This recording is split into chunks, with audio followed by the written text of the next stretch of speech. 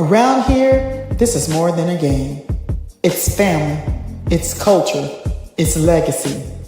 A community that understands the work, respects the grind, and honors the journey. From the hardwood to the highlight moments, to every player chasing greatness. This is where passion grows, where fans become family, where standards are protected, where women's basketball lives. Welcome to Everybody Loves Juju 12. Good morning, everybody, and welcome to the show.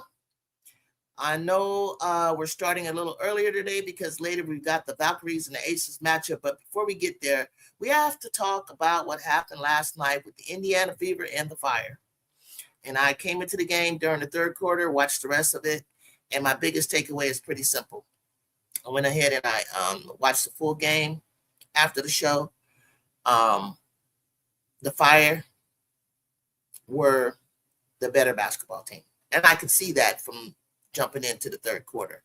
Sometimes analysis doesn't need to be complicated, y'all. Sometimes the team that executes better, defends better, rebounds better, plays with more consistency, wins the game.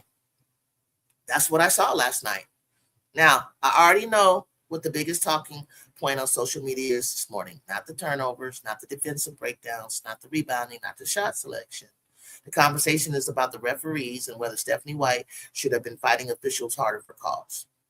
I'm going to push back on that.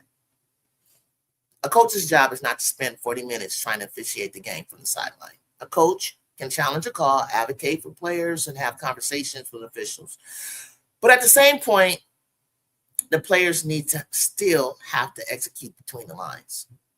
If a team is getting beat in transition, losing defensive assignments, giving up second chance opportunities, or failing to string together stops, no amount of yelling at the referees, y'all, is going to fix that. The whistles didn't cause every missed rotation. The whistles didn't cause every defensive lapse. The whistles didn't cause every defensive lapse, like I said. The whistle didn't cause every empty possession. And this idea that Stephanie White somehow doesn't care because she isn't performing for the cameras every time there's a questionable call, I don't buy it. Some coaches are very demonstrative. Some aren't. That doesn't determine whether they're coaching. What determines whether you're coaching is whether your team is prepared, whether adjustments are being made, and whether players are executing the game plan.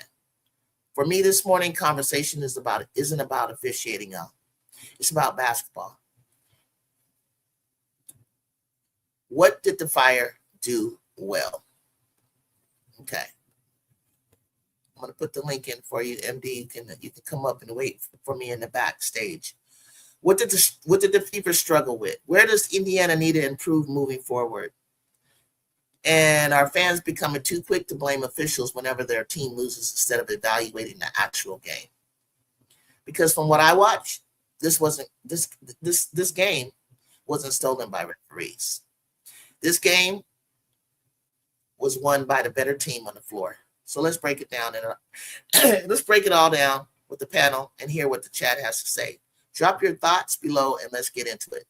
Before I get started, I want to talk about this. I love the post-game conference.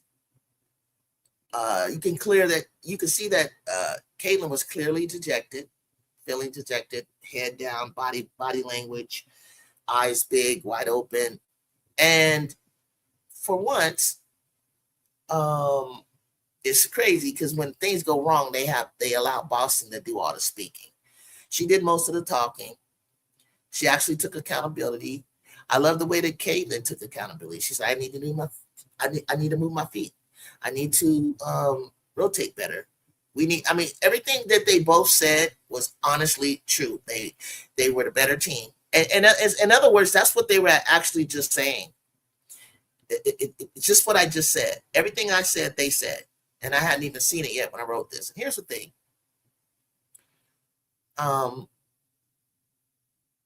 Only thing I criticize on that post-game interview is, and Caitlin does it a lot. She always says, I need to do a little this, a little better this, a little. She uses the word little. Sweetheart, it's a lot. It's not a little. It's a lot. You need to move your feet a lot. You need to stay in front of your player a lot better, not a little. So let's talk about it real quick, and then I'm gonna bring up my guest, my panel host, my co-chair, MDT. Why the Fever lost badly? The Fever didn't lose because of the whistle. They lost because Portland punched first. And that's something that MDT said last night when I first came on. They controlled the pace. They exposed Indiana's defensive issues. The Fire won 100-84, and the game was really broken open by Portland in the third quarter by 37 points. They had a 37-point third quarter. Good golly. Indiana was already down, but the quarter turned it into a reality check.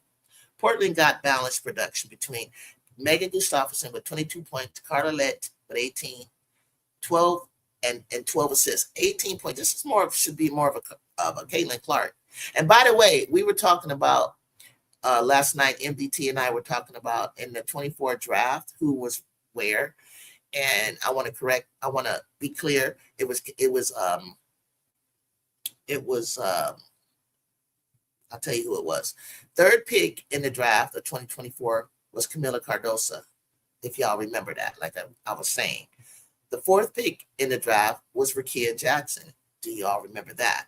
Fifth pick was JC Sheldon, and I knew she was up there somewhere. The sixth pick was Aaliyah Edwards, and the seventh pick was Angel Reese. The ninth pick was guess who? Carla Lette. Guess who the next pick was that I spoke on from the previous game? Lacan. So my biggest issue with the Fire, they got dominated in the paint, 52-34. That tells me Portland was getting downhill, finishing inside, making Indiana defend without control. When a team beats you that badly inside, you can't blame refs first. You have to look at yourself, your defense, your rotation, your physicality, and your rim protection. Caitlin Clark was held at 6 points, 1 for 7 shooting, and that matters because Indiana's offense depends heavily on her pressure, pace, and playmaking gravity. When she isn't scoring and Portland is still running offense smoothly, Indiana loses their identity. So here's the thing. I also looked at the post-conference from words from Meg Gustafson, and I told you how impressed I was with Meg. I'm so impressed with Meg. And she said something. She choked up when she said it with tears. I choked up. She said for the first time has she ever felt that a team really appreciated her, basically, in so many words. I don't think she was appreciated in Iowa. Well, maybe in Iowa because she didn't play with Clark. When she was with the Aces, I was trying to figure out to tell you guys what I felt in terms of like how I felt she fit on that team. I don't think she was appreciated as a ball player. Meg Gustafson could play basketball, period. Emily Angster, I've been watching since college, since Louisville. She couldn't have looked at everybody. The players that they have on Portland are players who have chips on their shoulders, who didn't feel appreciated, who did not get the shine or anything about what they do correctly. So I'm going to open it up, and I got my nephew here. I got MDT here. Thank you, nephew. I'm going to bring you guys all up. I hope you all heard what I said. Let me read the comments. What's up, Groovy? What's up, RC? Thank you for joining Brazil. Political Ill, you all came back as you said you would. Let's start off. I'm going to bring them up, and then we're going to see who wants to go first. Please comment on what I said, and also bring in your take. Start off with MDT, bring you to the stage. Hello, nephew. What's going on? Hello, everybody. What's up, nephew? What's going on? What's going on? It's so crazy that you came up. Somebody got their stuff on in the background. Got to turn it off. Is that you, MD? I don't know. Can you hear me? Okay. Yeah, you got to turn your background down some, MDT. Oh, okay. Because your mic's picking everything up. So you got to turn it down.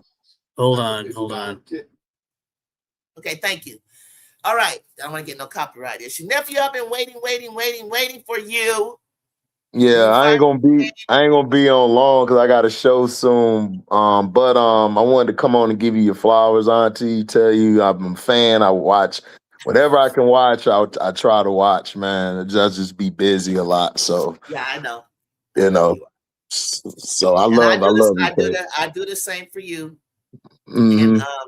And it's crazy because I do it, and it's crazy because it's so funny because I'll be listening to you and I'm like, damn, he be thinking like I do, and I be thinking like nobody be really picking up those little nuances that you and I see, and you'll go against the grain. You'll say it in a minute, something that someone else that the masses aren't saying. You'll say it, Yeah, and that's why I really love your show.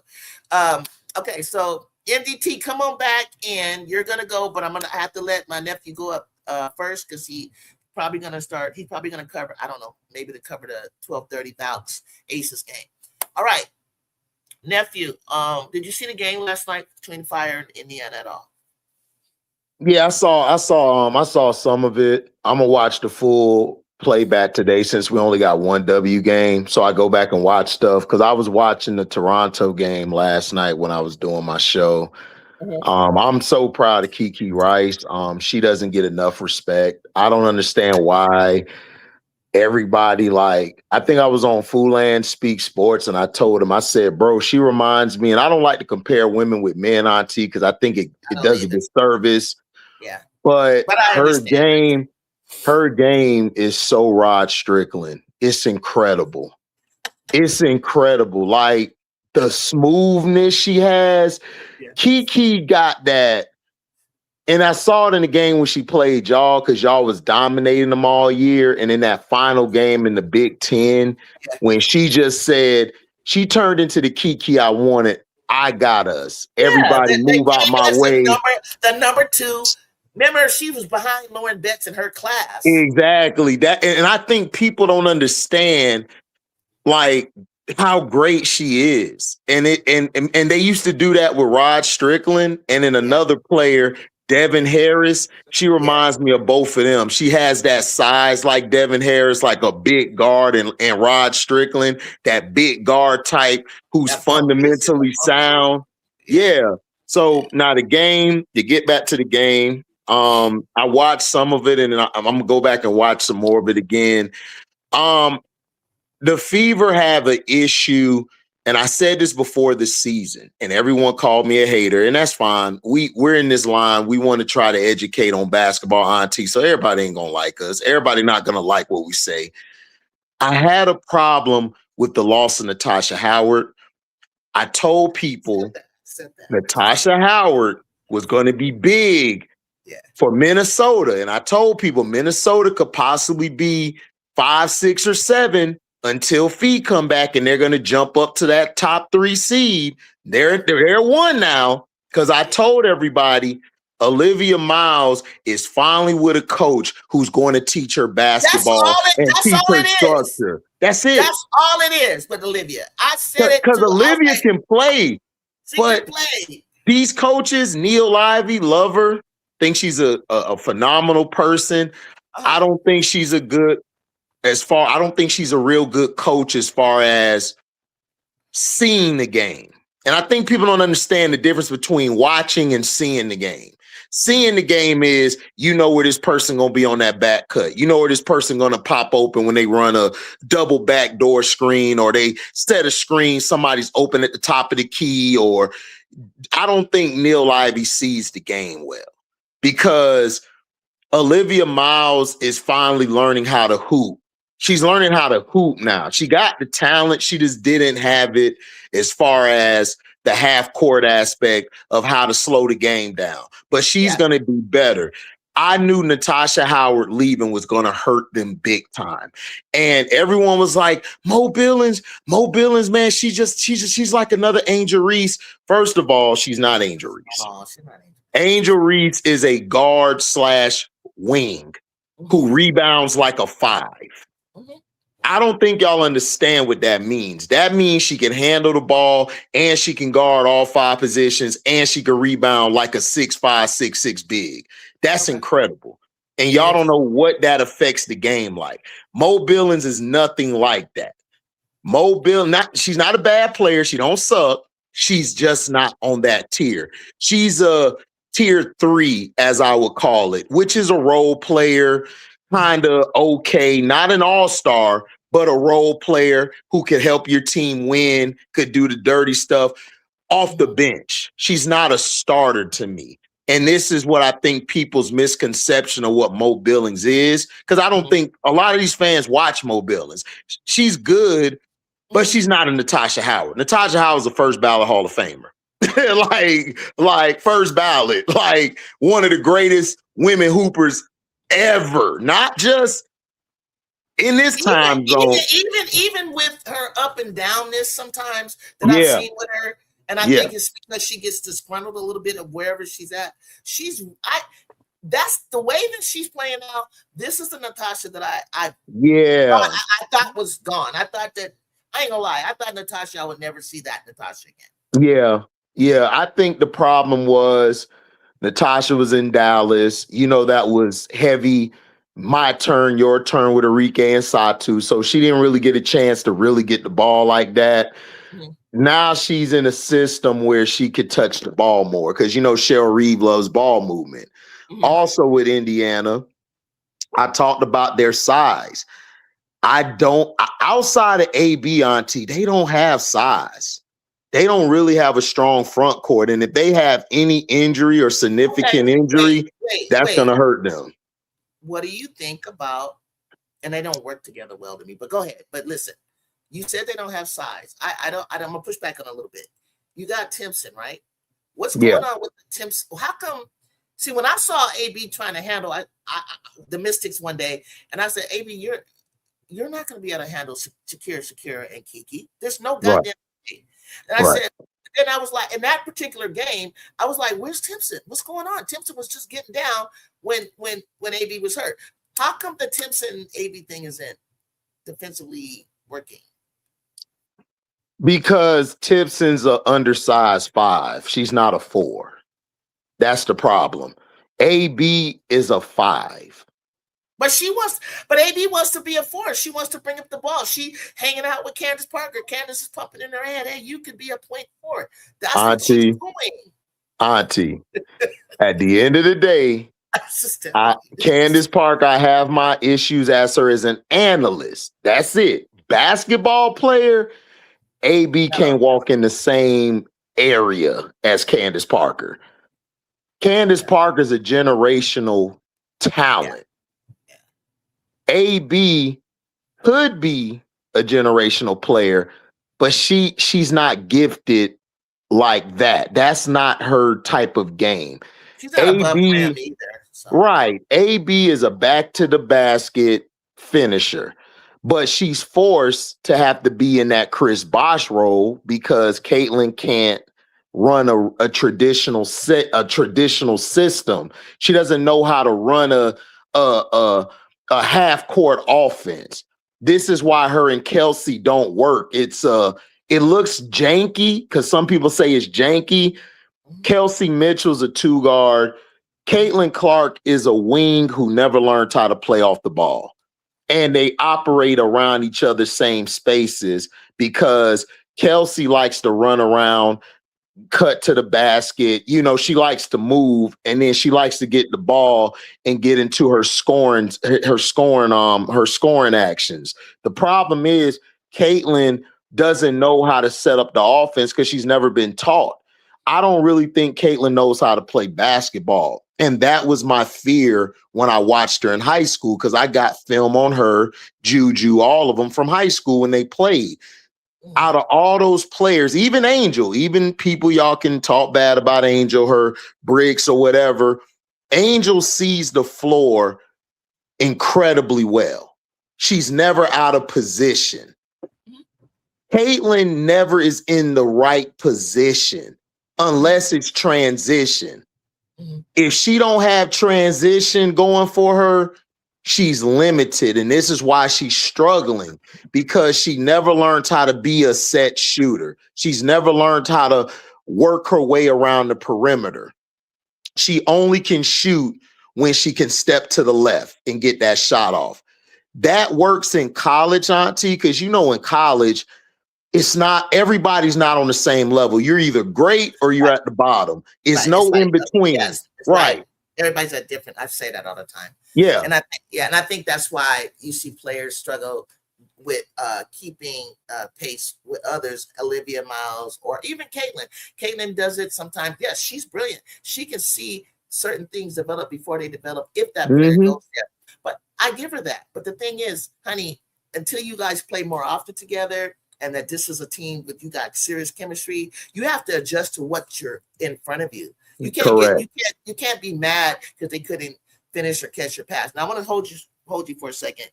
Two things I want to do. One, I want to read a new person's comment. I'm not gonna ignore you, Kino Logistic Man, because this is your first time here, and I want to throw this out. I know nephew, he said he hasn't seen the beginning of the game. I know exactly what you're talking about, but I want to see if MDT can answer and keep it short, because nephew's going to come behind because he'll hear you, and he'll probably could be from experience of watching the game. He probably could add to what you're going to say. Stay with me now. Okay. Going back to Billings. Billings does not fully replace Natasha Howard, okay? Natasha has championship experience, shot creation, strength, and she's a veteran scorer. Howard could get her own bucket and has a steadier offensive package. Billings is more of a role fit replacement, not a star for star. Billings got defensive activity. She's an offensive rebounding. She has toughness. She's a pick and roll off ball fit, and she's faster in the front court. She's 6'4", but she doesn't look 6'4". Now, getting back to the conversation, first I need you to give me a like and a subscribe, okay? I'm going to read your comment, and I'm going to put it up. It says the conversation is, why did Coach White take out their starters when they had an 8-2 lead? Clark AB left, and the other team went on a 13-2 run. In my opinion, White failed. This is where he gave me specifically, because this is what I don't like people to say. I always ask the question, why do Clark fans who watch the Fever consistently more than we do, why do you feel that White is the problem? And then he said, I can feel the racist attitude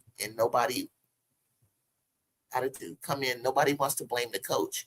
Coach doesn't want to blame herself either. I don't know where the racist part comes in with Stephanie White. I'm not sure what you mean by that, but Stephanie White, I don't know where that comes from. She's white. Like how does she have a racist thing? Look, bottom line is let's cut that out. I already told y'all I told y'all there's only two superstars to me in the W. That's Asia and that's Breonna Stewart. Breonna Stewart's white. I've been a Breonna Stewart fan since UConn. So stop with the white and all of this. No. Lauren Jackson was one of my favorite players growing up. Yeah. So stop with the white bull crap. Yeah. Like, stop with that. Like, this has nothing to do with you're picking on me. The girl game is limited. She took her starters out because she had a rotation set and they were up 8-2. So she brought in somebody to help continue that run, which are some fresh legs. That's what you do in basketball. The problem is when Caitlin was on the court during crucial times of the game, she was getting cooked.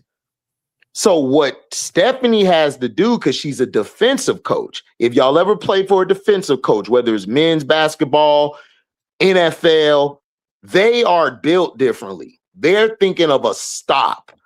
Mm-hmm. They don't really care because they know they can score. She knows she got AB. She knows she got Kelsey. She knows Caitlin and them can score. She's trying to stop. She's trying to bring legs in there to continue stifling their offense. The reason they came back, because if you have been watching Portland like I have, Portland has a lot of depth. They have a lot of depth, and they run their plays very, very precisely. They don't really miss a beat. And there's not one main person. It's the same with the Valkyrie, Auntie. One person ain't going to unalive you. It's going to be multiple players because they run a system. Those teams are the most dangerous during the regular season because there's not one person you could pin on who we can stop. So that's why she did her rotations, to try to keep her starter's leg fresh, because it's a long season and it's finna be a physical game because they played Portland earlier. And also, I want to say this. I don't really think she knew that taking them out, they would dip that. Okay, so Indiana came out. It's funny, MDT, because remember I told you I didn't see the first half. So in the first middle, all the way to like the middle of the first quarter, Indiana was cooking, right? 8-2. They thought they had this rhythm going. They had a little First 3 rhythm. minutes, yeah. Can you And then guys hear me? Okay, and then now I can, but let me finish real quick, and Okay. I'll let you talk. And then the starters came out, right? They came out of the game like my guest in the chat said. But that's when the Fire answered with a 13-2 run. But that wasn't just bad luck. That was momentum shift. Right. And Portland settled in. They had to settle in. Indiana's second unit didn't sustain the pressure. And once the Fire got the confidence, the Fever started chasing them. Correct. So I got another fella that want to come in. I think I've seen this fella before. Maybe you all have. MDT, go behind me and let me see. Reese, hold off. I need to bring up Reese, but let me see what MDT. What do you think about what the chat said about that run and how the starters came out and what happened? Yeah, well, I think the concern with the rotations, and I heard what HD had to say about it, and that makes sense. It's just been happening over and over and over in consecutive games where they're playing, and then all of a sudden they bring in reserves or however you want to refer to them, and then it falls apart. Some people argue that it ruins the flow of the game. The big narrative over on the Caitlin Clark-centric sites are talking about, hey, you're taking her out of her rhythm, and what are you doing? And I told you my tinfoil hat theory yesterday. If that may be part of it, I don't know, but it does make sense to what HD is saying about, hey, you've got to do these things to keep your players fresh. And if there are other issues so far as not being able to play as well, then those things need to be talked about and need to be addressed within that locker room. I completely understand. But you've seen this happen over and over and over, and it makes you wonder, well, what's going on in that locker room? What's going on in those film sessions? How are they practicing? And I'm at a loss. But MDT, why is that a problem? Why is that a problem now? It's never been a problem until they're losing. Yeah. Yep. Yeah. Well, I spoke to that yesterday too. It's a lot. There's a lot of attention on them, and I think HD. How come the Fire wasn't just better, you guys? They were just, and they look honestly, nephew. I say content creators, and I don't know if you're one of them. I don't know why you guys had a problem with seeing the talent on the Portland Fire. What is it that you don't see that they don't? Sarah, they are so good. Their starting five is so good that Sarah Ashley Barker has to come off the bench and she scores double figures. She scored the winning bucket. She's scoring 15 points. They have another scorer on somebody named Punch. I don't know how to pronounce her name. Her name Pouch. Called Pouch. Pouch. Yeah, thank you. Like, why don't you guys see they have 6 strong double-figure players? They were just, and to me, honestly, they are better than the Fever. I can answer that question. HD talked about it just a moment ago, where he's watching Portland games. These folks are only watching Fever games. So they're only paying attention to those games. So beforehand, I heard comments like, "Oh, Portland's an expansion team; they suck." Oh, really? They're 5-3 and they suck, and they beat the Liberty twice. You only know that if you watching scores or you watch the games. Wow! But they're only because you watch the Liberty game, man. It was a physical game. Like, and they outlasted them. I was shocked.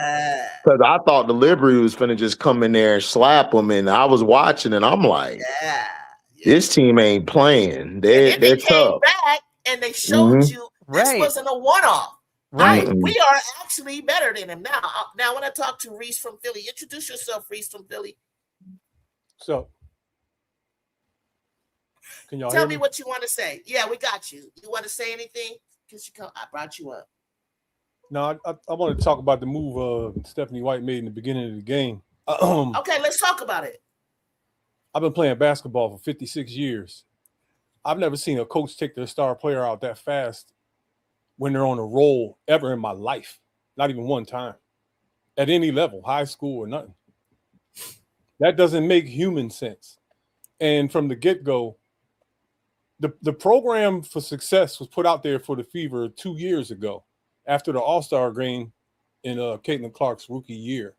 All you had to do was follow that program. It would have been easy. Championship, no problem.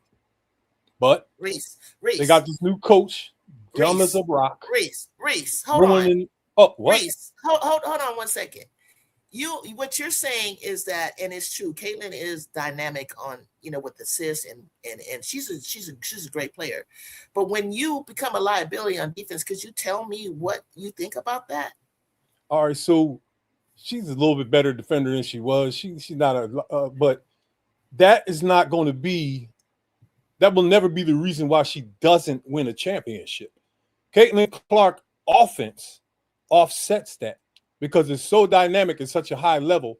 Her basketball mind is far superior to anybody we've ever seen. She knows what's going to happen before it happens, but it has to be in the flow of a game a certain way. Having her off the ball and running all this new stuff and people are talking about she's being exposed. No, she's not being exposed. They switched everything around. What was working, and they switched it around. And so let's go back. Let's go back to the Valkyrie game when they scored 28 points on her. I seen a highlight clip where they played every single time she got, and it was 28 points. Caitlin didn't score 35 or 38 points to offset that. So can you tell me your theory as do you play ball? Yes, I'm a Hall of Famer. So you know what happened. You know what happened. They killed that game in the first 10 minutes. Then why did they fire Christy Sides? I don't even know. Christy Sides. Hold on, Auntie. Hold on. I wouldn't have done it. Why did they hold on? Stop. Y'all gotta stop with emotion. Yeah, Let's talk basketball. If it was working at the second half of, if it was working in the second half of the season, right? Second half of the season, it was working. Why did they fire Chrissy Sides? I have no idea. You know why? Because they took the ball out of her hands. If you actually watch the second half of the season, because I'm an AB fan and I've been a Kelsey Mitchell fan since she was at Ohio State. What they started doing was when they ran the half court, they had Aaliyah Boston get the ball by the elbows. And then Kelsey Mitchell started getting into her actions. She started feeling comfortable. When they would miss on defense, when the other opposing team would miss the shot, Caitlin would get the ball and run transition. Why? Because she's a great transition player. So that's why it was working. The fans of Caitlin Clark were complaining that Caitlin had the ball out of her hand a lot of times, and they said Christy Sides was hindering her game. So everything you said, I agree with. I felt they should have kept Chrissy Sides and they should have ran their offense like they were doing the second half of her rookie year. But the fans and the people got Christy Sides fired. I wasn't, look, there were other people out there better than Christy Sides. You know what I'm saying? That would have made sense. Christy Sides didn't really know how to use what she had, but at some point in the middle of the season, she pulled her head out of her ass and the Fever started having some success. Maybe if she stayed, eventually it could have, evolved into something great, but they fired her. I don't think that was smart. If they wasn't, I think that was a different team too. Bringing in a new coach was the dumbest thing they ever did. With different players too. What it was, but they could have replaced her with someone better than that. Come on now. Bruh. Is Kayla gonna get any blame for any of it, or she just gonna get a pass? Because you just giving her a pass, bro. Like you sound like LeBron fan right now, dog. What has she done? What has she done? She's thrown temper tantrum. She's turned the ball over too much, and she hasn't. No, I would not throw a temper tantrum because I'm black, and that wouldn't work with me. I would get fired that first day if I said, "It's the establishment." You're fired. Security, get them. Nah. If I was white, yes, I would do that. If I was white, yes, I would do that. I would do that. But I'm not, so I can't relate to it. Exactly. I won't lose my job. So I would do the temper tantrum if I was white. And people got mad when I said that. I said, "Why? I'm white. I won't get arrested. I won't get thrown out. I get another day. I'm good." Can I ask you something? Yeah. If you were pulled up 94 feet since the tip ball of your first game throughout your career, grabbed, poked, prodded. They got still shots of people digging their nails in her arm when she's going to the hole. Yeah. Cheap shots, battery for the hole. You wouldn't complain once in a while? No, what I would do is I would get bigger, stronger, and work on my handles because I got none. She got no handles. Dog, you pick up, hold up. No, she ain't got no handles. You've been playing for 56 years, right? Didn't you say you played basketball for 56 years? Yeah, he has. So let me ask you this. So Auntie, he did say that, right? Because I need that on the record. Yeah. He did say that, right? Okay, now let me ask you this question. 3 days ago. You played 3 days ago? Bet. I'm glad you played 3 days ago. Here's a question. Would you pick up Allen Iverson 94 feet? No. Would you pick up Diana Taurasi 94 feet? Hell no. Would you pick up Sue Bird 94 feet? No. I rest my case. She ain't got no stools. Wait, hold on. You pick up. The reason that they were picking up Kaylin at that because in the very beginning, a lot of WNBA players do not watch college players. I can guarantee you they don't have the time. Kaylin can shoot it way out as far as 30 feet. So in the beginning, she had to be picked up that far because she shoots at a 30-foot clip. Okay, so Cheryl Swoops could shoot at 30 feet. She shot at NBA range. I don't know if y'all know that. Okay, and she didn't have to be picked up that far. Why? Because she didn't bring up the ball. Kim Perrott or Cynthia Cooper brought up the ball, and that's all we're trying to say.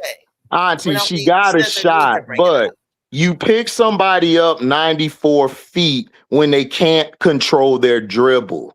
That's been taught to us. That's been taught to us since we were kids. That's my second. We were taught that as kids. They never. They don't strip her because she throws the ball ahead, so she don't get picked off. That's why. Reese, I'll give you a time when she got stripped and she covered it, and she took a shot, and it's on clip. Flajay just did it open court. That's not a thing that happens, though. I can name others too. Caitlin Clark cuts up everybody that's in front of her, especially Raven picked her. There's countless highlights of her just cutting people in half and got them crashing into each other, falling down with her handles. That's insane. That's true. Bro, her handles are a D, bro. Like, I don't see what handles you see. Hold on. In defense of Reese, in the very beginning, he's absolutely right. I was appalled at how she picked apart those guards her first season. She made them look stupid. Wow, they were grabbing. She made them look stupid. You know why? Because they weren't guarding the 94 feet. They backed off of her. Never. No, I mean, go back to the games, and then the Phoenix Mercury, they don't play no defense. They were getting cooked by everybody who had a high quality offense. So who were they? Sophie and one of her teammates. One of her teammates on her team can't play defense because she cooked her against Phoenix her rookie year. Okay, Let me say this. Moving on from her first year and her second year, this year I have to tell you, Reese, the guards are much better from Veronica Burton to Olivia Miles, Carla Lette, Lacan. She's going to have to face. There's a lot of guards who are combo guards. I say I can't wait to see Kiki get on her and get physical with her. And the thing she a crybaby, dog. All she got to do is grow some balls. Stop playing. Like, she cried too much. Like, look. Everybody's getting fouled. Everybody's getting scratched. I can go pull up a montage and show you. Look, just play. Like, everybody gets fouled. Bruh, people get scratched all the time. Everybody's getting pulled. She gets more attention than anyone who's ever lived, bro. Steph Curry don't get that much attention. When she goes around, yes, he did. What are you talking about? Steph Curry was getting fouled and scratched every game, dog, and pulled. What you talking about? That's a lie. Except for her. Bro, that's a lie. Don't lie like that, bro. Steph Curry was getting the same amount of attention, getting scratched, getting thrown to the floor. What Steph Curry had to do was put muscle on. He had to put muscle on. He had to work on his game. He had to work on his handles. He had to learn how to get some ankle weights to protect his weak ankles. You have to adjust, bro. They done softened the game up for this year. They softened the game up for all the shooters, and you still struggling. But HT, well, hold on. HT, he, in defense of what he's saying, you are correct about her having to get muscle and strength. She has done that. I've seen her. No, she hasn't. She has gotten. She has gotten a little bit tougher. She actually went to the hole. She went, but it was kind of weak, kind of how she went behind the back. But she is driving. I swear, you're brainwashed, bro. She is the most coddled player in history, bro. I'm not disagreeing. We're not disagreeing with that, but I don't know if you haven't watched. She gets the most foul calls of any player, and she's still struggling, bro. That is insane to me. They called 4 fouls on Caitlin Clark the other day that weren't even fouls. People don't understand. This is what people don't understand. See, Clark ain't alone. She got content creators that are slowing down the videos, showing the truth. So it don't matter what anybody feel in here or what they say. Oh my God. Video. We got the internet now. Ain't no more of that fuzzy VCR stuff, dog. Lies are lies. That's when you started playing with the VHSs, right? I'm before VHS. I'm gonna be honest with you. I don't believe you played. I don't believe you hooped. I don't believe you did it for 56 years because every person I talked to that hooped back in the day, they weren't getting picked up in no damn 94 feet if they had handles. You said you don't believe it, right? You said you don't believe it, right? And nothing I'll enjoy more. I really don't. I don't. A video would be a receipt, right? A video would be you can send the video. But I don't believe it's players that's talented that said they played. They don't understand the game. I'm gonna share something in the back. Y'all about to find out who y'all talking to because Shorty up here says she a legend, right?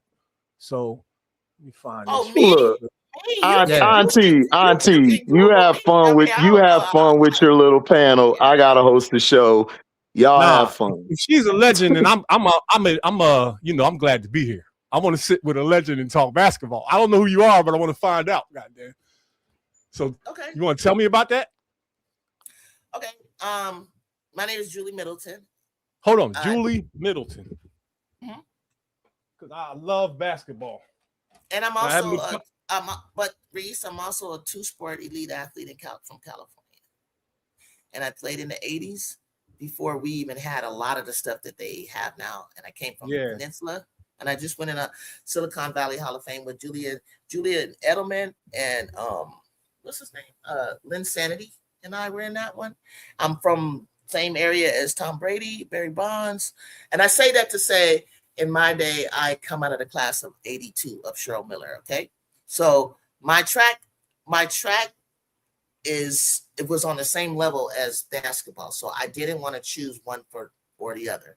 So I ended up at Cal State Northridge. But I was what's shameful about what? Like older people, there's no videos of what we've done. You know? Okay. Well then listen. I ain't talking about you. I'm talking about me. I'm talking about me. Like I agree. I don't have a video either. I don't have anything, man. I got. But all I got is like stuff I did last week. You let me finish my story. You said in the opening, if you read in the opening, I said who I am. But you can also, anybody here knows, you can Google me. Just put in Julie Middleton, Salmon Tail. You can go chat GBT, Julie Middleton, Salmon Tail, or Julie Middleton Seaside. And pretty much newspaper clicking or my records. I mean, in high school, I averaged 30. In my senior year, I had 36 boards. That was one top 4 in California. I had 26 boards a couple of times. I had a 36-26 game.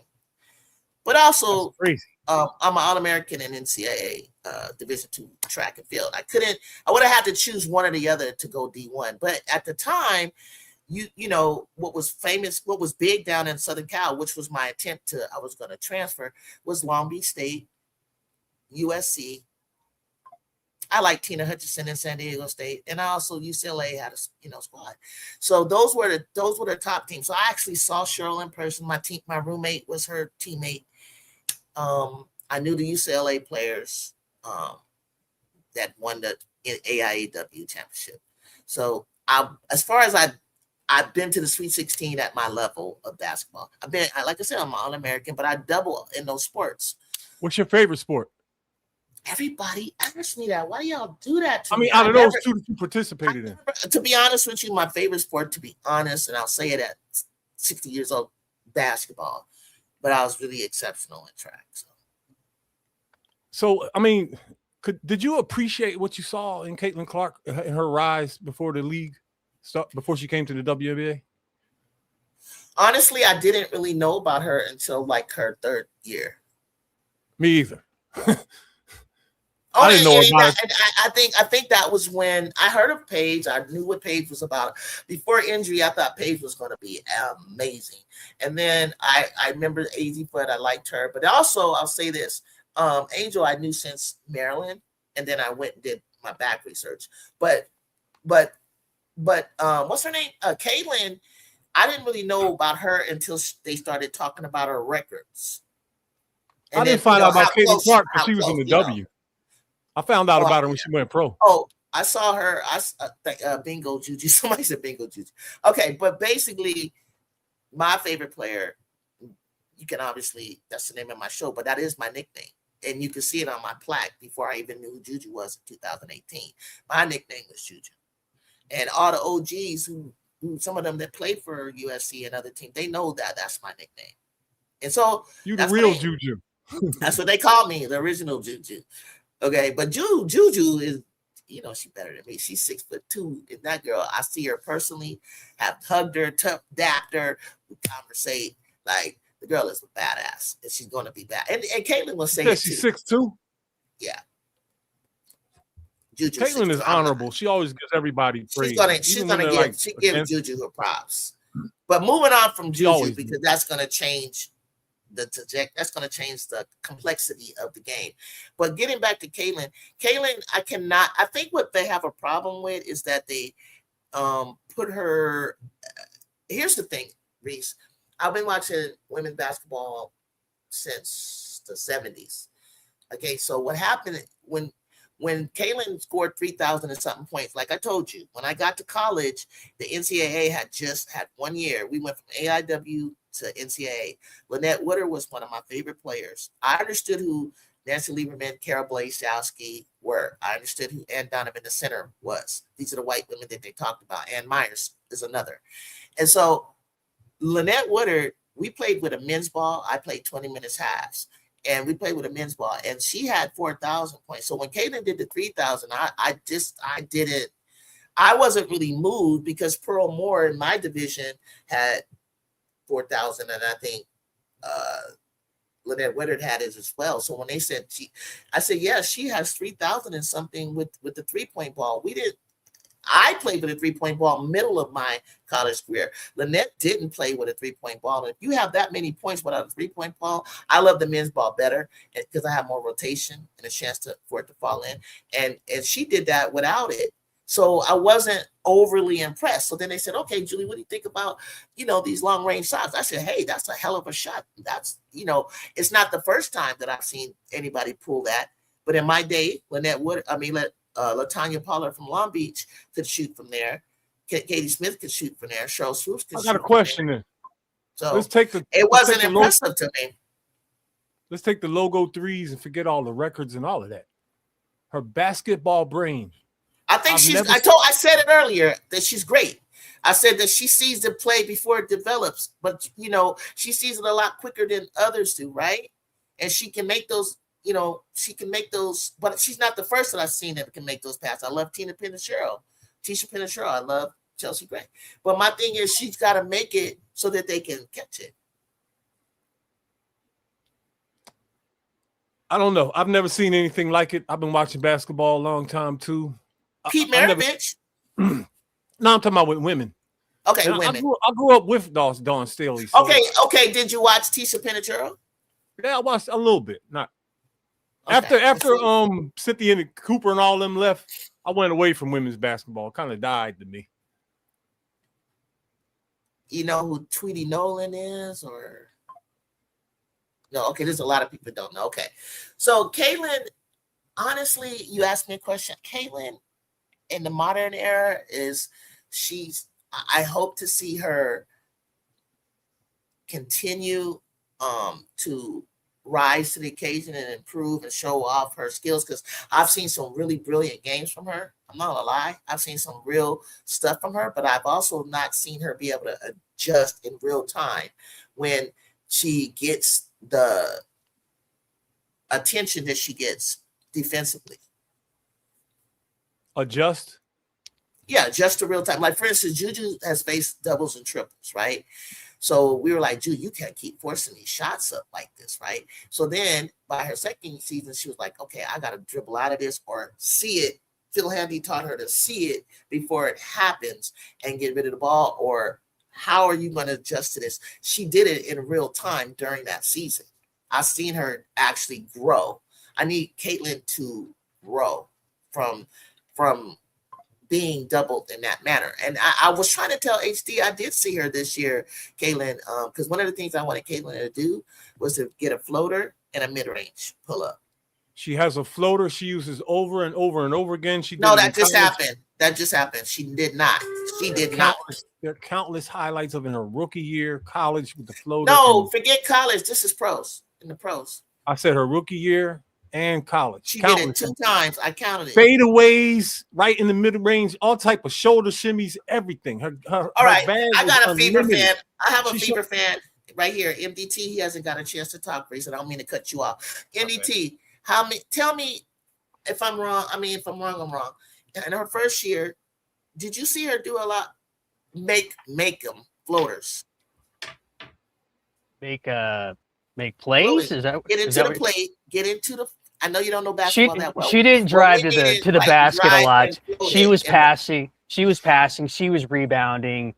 She was making 3-pointers. She was being more of a field general that way, but never really took it to the rack.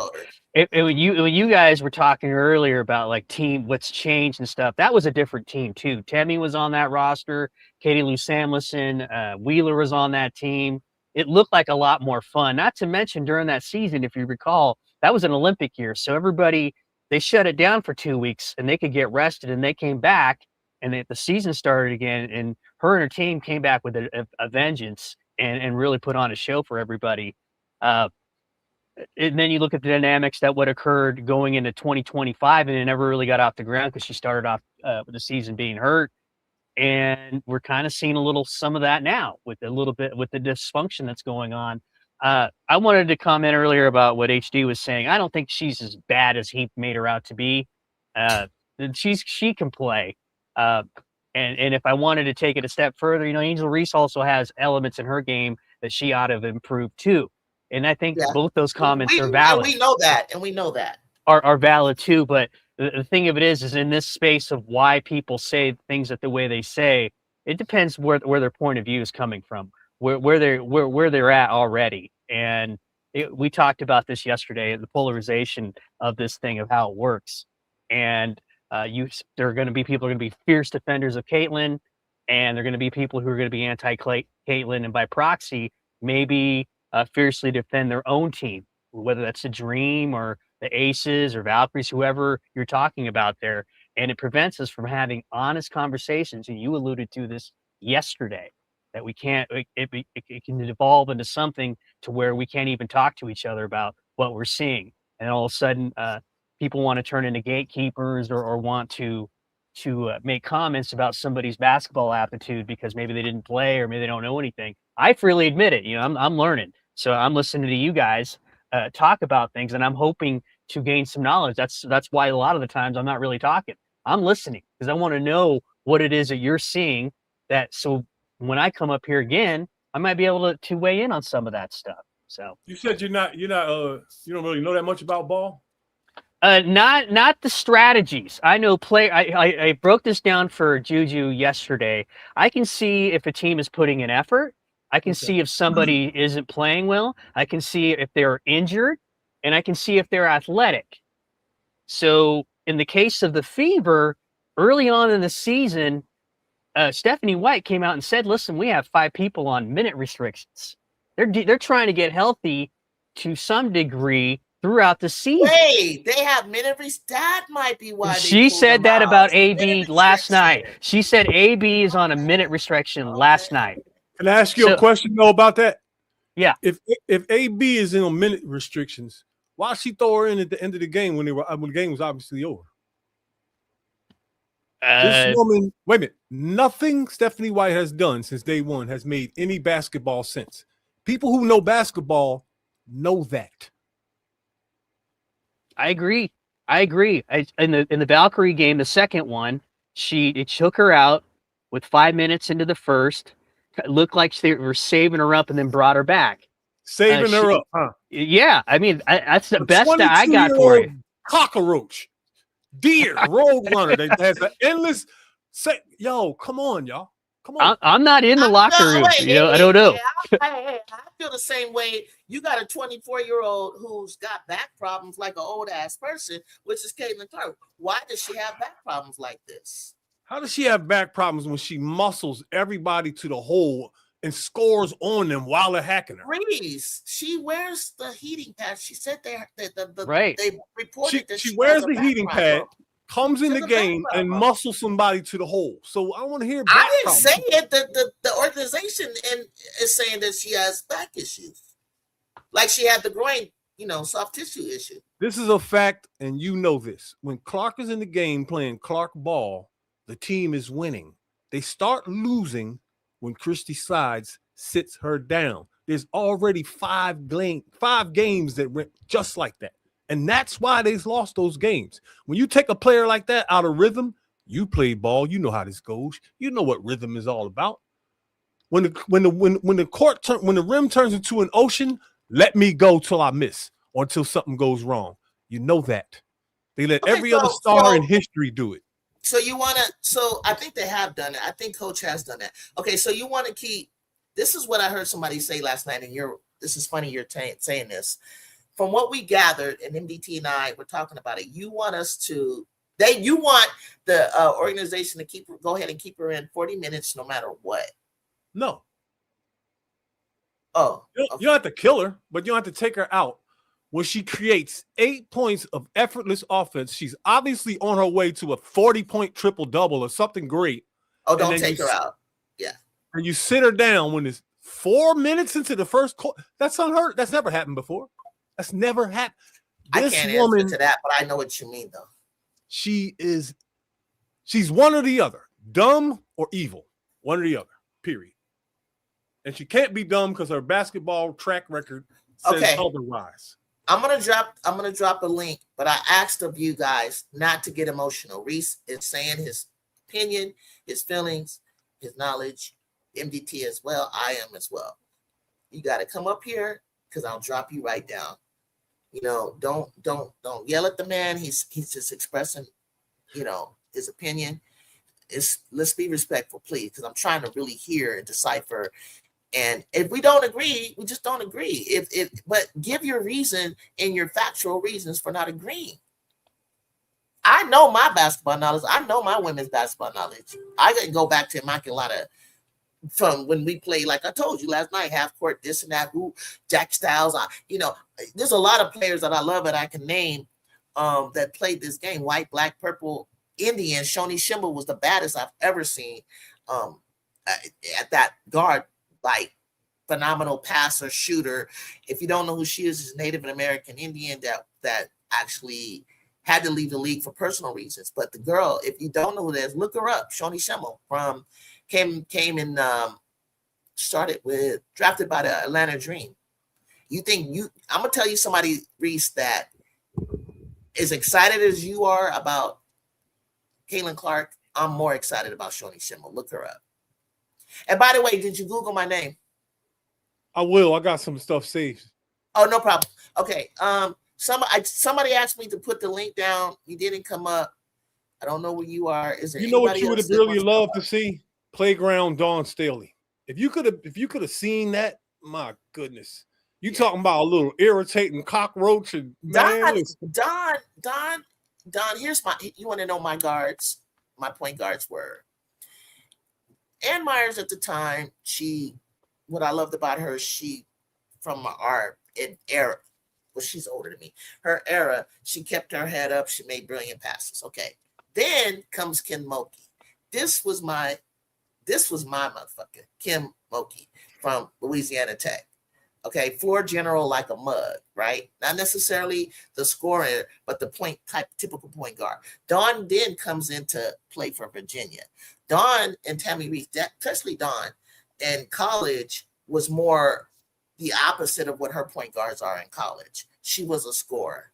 Okay, she was just like Caitlin, getting into the championship a few times finals, but couldn't win. I mean, it broke my heart. I think I might have watched it 2 or 3 times get to the final. It was crazy. And then there's Jennifer Azzi, there's Jennifer Rosati, there's way before Sue Bird.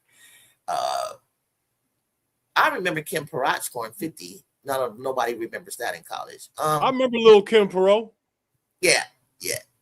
Her name is Perot, ain't it? Perrott, yeah. Perrott. We say Perrott. I don't even know what the real name is. But Don was cold. But one of my favorite. Her height was her curse. If Dawn Staley was 6 feet tall, she would have been. I don't know. She still kind of was getting up there though. She was kind of like Hannah to me. Like I jumped over her, yo. I'm 6'4". Dawn Staley is so tiny in person, it's ridiculous. Yeah. She's not basketball big. Yeah. Yo, I want to big, but she played. You named a bunch of point guards, right? I saw something. Yeah. I saw something in the Fever with Caitlin Clark, right? She grabbed the rebound and was, you grab it, you come down wrong and you're falling backwards. Yeah. She was falling backwards. And while she was falling backwards, she two-hand flicked a pass all the way to the other foul line. That's just one example. It was right on the money. Yeah. Over someone's fingertips, like it was Peyton Manning and Marvin Harrison. I've seen her do this 100 times. I've never seen any player, male or female, do this with regularity the way she does, the way she finds holes and like misses the defenders by inches, even her passes in traffic. No one's ever seen anything like this. And that's the truth. And that's why she has the name that she has and the buzz that she has, because of what she's been doing over the years. It's being slighted, man. So you think so, but Reese, you say this with confidence, and I love it. However, you say things, but you also admit to me that you missed a lot of basketball. There's players that I would love to do this with you. I wish there was a way that I could like go into the clip and bring it, show it, if I knew where they were. Some I do off memory, but certain, like, find certain highlights to show you, like, hey, does this look like Caitlin? They're all there. Everybody has highlights on the internet. Everyone. I checked out Diana Taurasi, and 100 other people. But Diana's not a point guard. But Diana's not a point guard. But look at Clark. Clark's highlights. Clark is special. She does special things.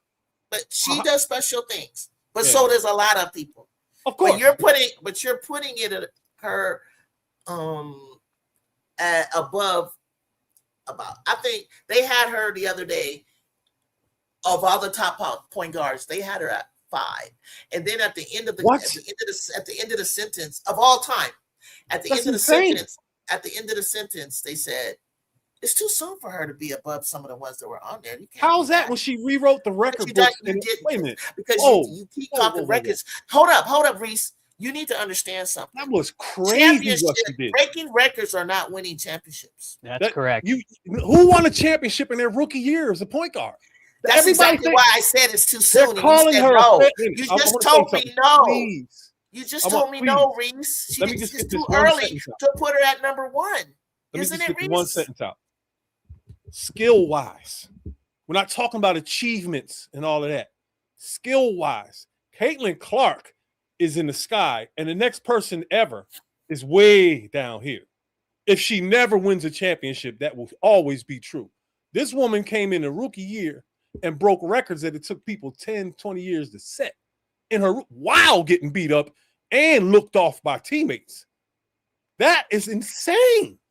Imagine she never gets hurt, never gets all these flagrant fouls and all this nonsense. Her teammates don't look her off with all the hatred and all this.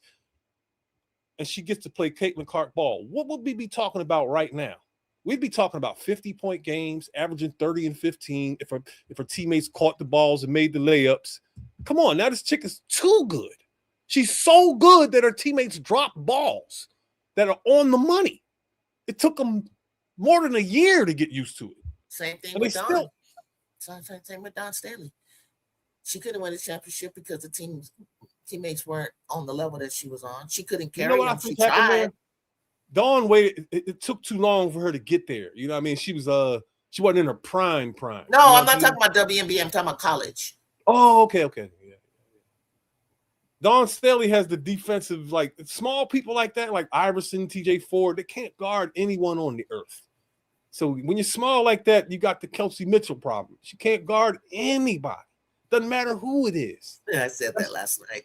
MDT, didn't I say that? I said she can't guard anybody either. So what are we going to do? So what I said that last night is a problem. It's definitely a liability when both of them are on the court and they're struggling Yes. to defend, for sure. Yeah, that is not exaggerating So how do you make at all. up for that?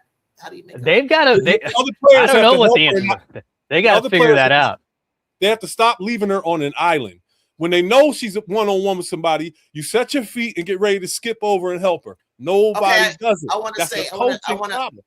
It is, but that's how the rotation rotates, and that's how Aaliyah gets fouls. But hold on, Dan the Man Boxing. I said this last night. He wasn't here. Reese wasn't here. I said this. I said two players that face the same, that face worse than I think Caitlin. One was Candace, and one was Shamika Holsclaw. Candace Parker was getting beat up on her rookie year. She managed to win the Rookie of the Year and MVP the same season. The only WNBA player to do this. But I have to say this. I want to throw in Shamika Holsclaw. Holsclaw is Kobe, period. She's period. Holsclaw She's Jordan. is a No, they swag. called her Jordan. Kobe wasn't even playing. Holsclaw was the first swagged out female basketball player I ever seen. She is the GOAT of Tennessee. I love her, man. On the ground. And then Candace is above ground. And she just said that last night. Yo, she carried me through my prison bid. I'm not even going to lie to that. I hear you. I know I know her. I know. This is what you might not know, right? The guys that were behind the wall when the WNBA came, we all open arms grabbed it. And it became a rule. And you are watching these women play basketball, period. When Holsclaw came to that league, I knew she was different. Day one. Oh yeah, she's very different at the time. No love. Nobody has not given credit. Reese has given her an enormous amount of credit. I'm just a fan of two-way players like Maya Moore or Juju Watkins. So I'm not discrediting Caitlin's greatness in her ball playing and some of the different things that she may be bringing to the game. Nobody's doing that, but I am not going to put her as the best thing, greatest thing I've ever seen. There's no way I can do that. Everybody has their, but I just like players like Captain Pondexter. She don't really need that. I like that. Kennedy Carter's, and that's just my style. I love Kennedy Carter. We can sit here and talk all day about who likes who. Mathematics supersedes feelings and all that other stuff. Clark put herself in history with the math. She don't need no help from me, you, or nobody else. She is there at the top. Basically, she has done things that will never, ever be done again. Ever. Oh, wow. She took a bunch of nobodies to the whoo. Oh my God. It's a shame that it's all gonna fall apart though. Why? It's not. There's no recipe for Clark to succeed, man. The same dumb stuff is going to keep happening. At year 3, and the same dumb stuff is still happening. Okay, who do you want it's going to stop? Who do you want to? I feel like her fans like you will never be satisfied with any coach she ever has unless Caitlin coaches herself like Bill Russell. Like, what do you want her? What do you want to see happen? Someone who's intelligent enough to let Caitlin Clark play Caitlin Clark basketball.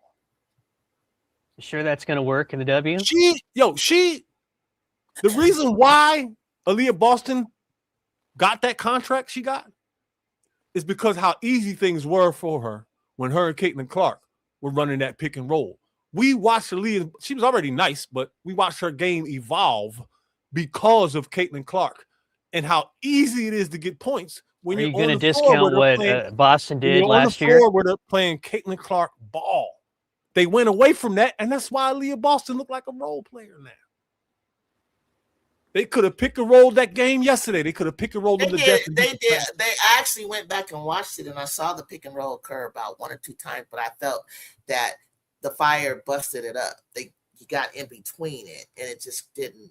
Stephanie White went away from it. It's impossible. Yeah, because it was getting busted up. It was getting busted up. Yeah, Tina Charles went to Christ the King. The new player that's going to come out, Sue Bird went to Christ the King. I know basketball like the back of my hand. And then Vokosa, who's going to be going to UConn, is also from Christ the King. I'm very familiar with Christ the King. And I saw Juju eat Christ the King up in 2022, so at the Staples Center. So if your pick and roll works 4 times and then they stop it once, you switch it up. It's easy. It didn't work 4 times yesterday. No, I'm just hypothetically. Oh, okay. But I mean, you're hypothetically saying that she has gone away from it, and I haven't seen her fully do it this year. That's what me and MDT were talking about yesterday. There's no pick and roll action this year. I know. That's what he and I said. Right. We're watching. It's almost but like I don't know. I don't know why. I'm gonna say this. I'm not saying they're not gonna continue to go through it. It's too early. It's about 8 games in for them, or 9 now. But I'm not gonna say that they're gonna completely get away from it.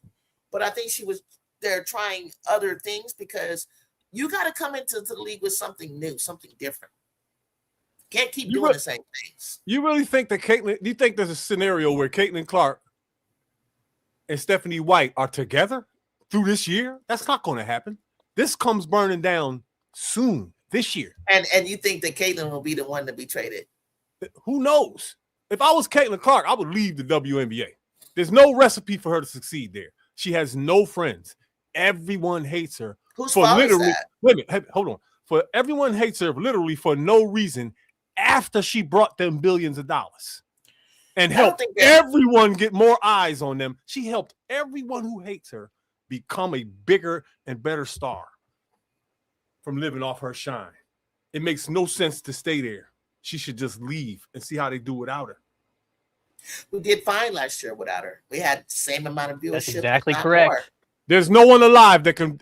There's no one alive. Did you hear me? When Caitlin Clark left, the viewership went way down. Only for fever games. That's not true. The rest of the league numbers went up. Now you're being disingenuous. Wait. I said that. I'm saying it wrong. Wait. I said that wrong. I said that wrong. See, the fever numbers were out of this atmosphere. We're not. Everybody else. They're not the only people around. Everybody else is pretty much way the fuck down here where they always was. So nothing went up for nobody else. Oh, really? There was no such thing as a road game in Clark's rookie year.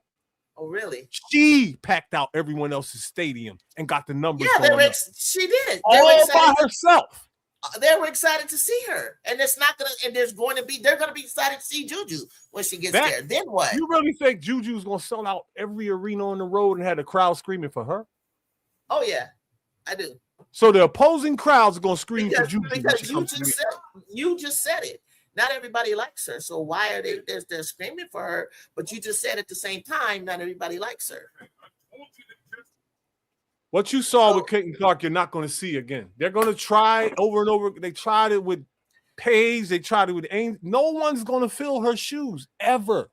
This story is going to be so dark. People are going to go away from women's basketball maybe another 30 years. I doubt it. I don't believe that either.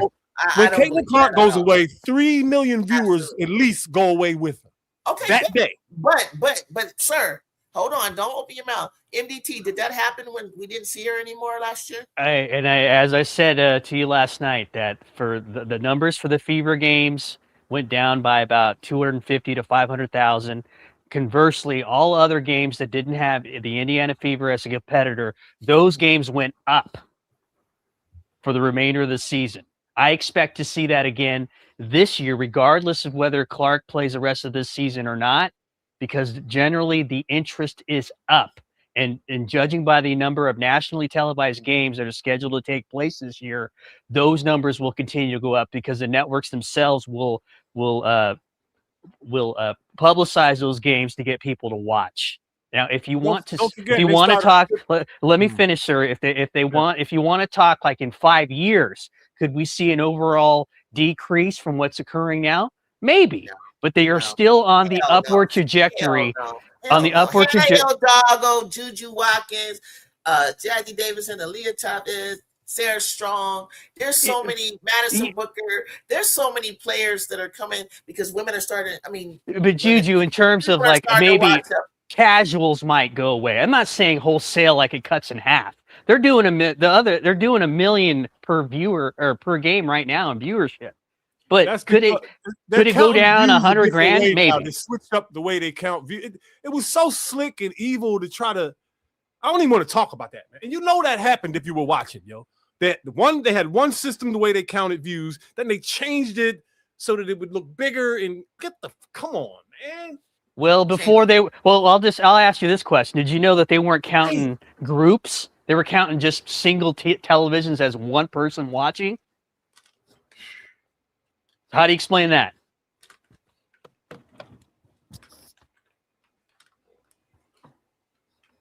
I don't know. Yeah. There's some dark days coming, man. I don't see any. I don't agree. I know, and I don't either. And if they do, it won't be for a while. Won't be for a while. And I'm gonna tell you why. Because ever since I tried out for the Sparks, ever since this league has started, every freaking year the league is gonna fold. The league is gonna, because you know why? Because the ABL did, the WBL did. So many times this has happened, but guess what? We're not going to fold this time. It's beyond that. She helped it, but also a lot of those things. What she did was, it was the, you know what priming the pump means, right? Where the priming the pump means, like, it's already building. It's already building. You already have 29 years of history going on, and then one person comes in and the dam breaks.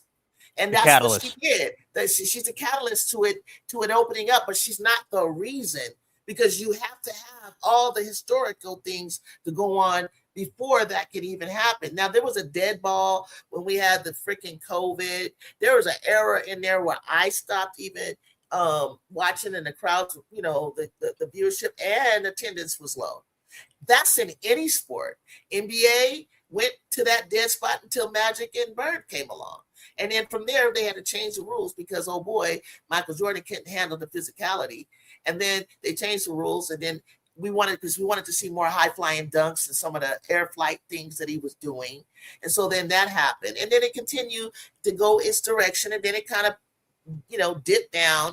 And now we don't even really know what the NBA is. A lot of people really love watching the WNBA, including yourself. So I can't watch the other games. I can do just watch highlights. I can't watch. I can only watch part. I hope you continue to not be that way and actually watch the talent that is going on around the league and just be a true fan. So that when you I tried to look for a little bit. I just can't. It just looks so sloppy and clumsy. And I think the Fever look the same right now. I think the Fever look worse. I think they look the same as well. But I cannot blame coaching. I just can't. I cannot. It isn't clear enough. The players. Go ahead. I got a delay. I was just gonna say that I just think that I don't think they competed. I think if you look at the post conference, everything that Clark said and everything that AB said, I didn't like the previous post conference. AB, I was pissed off at her because she didn't take accountability. You don't bring the goddamn ref. Play the game. One thing that Caitlin said is it wasn't the refs. She said it herself. She said, I need to do this a little better, that a little better. And as a whole, she said, we didn't execute. We didn't do this. She took accountability. AB took accountability. And I had a major respect for her for doing that. And the coach did not. Never. I got to listen to hers. I didn't hear her part. She'll never do it. I have to listen. She hasn't done it by now. We kind of know who she is now. We know who she is now. Like, it's not no secret. This chick is the devil. Rick said, where would the league be if CC wasn't here? The same where it was before she wasn't. Exactly. Maybe it would take a little longer to get to where you all are saying it should be. The CBA was able to be accomplished even though she did not play in her second year. We were still able to make the argument. You want to know why? Because we had the argument that we know what's coming. They know what's coming in the 27 class, the 28 class, and now I want to throw in the 29 class. There's some real the women are getting better and better. And I know you probably don't watch like OTE, overtime select basketball, or that you're not watching high school basketball. I'm looking at high school and middle school, and I'm seeing a trend. I'm seeing a trajectory that's going to be off the chain because of the fact that nutrition, scientific, NIL monies, all kind of things are making the game better.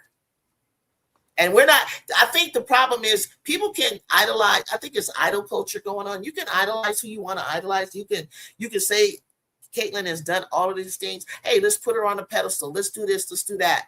You can do that all day long, but it's still not there's nobody who's on a pedestal that absolutely everybody loves that game, their game. There's just nobody. I mean, Asia's numbers speak for itself. She's one of the best players, the best player. I don't respect her at all. Not even a little bit. Well, you should respect her game. No. When you got that kind of whistle, you're not even an athlete to me. You haven't earned anything. No, sir. I can't watch that kind of basketball. I'm a basketball fan. I can't watch bull crap. No, sir. No way. And the thing about it is she's too nice for them to even be getting down like that. She don't even need that whistle.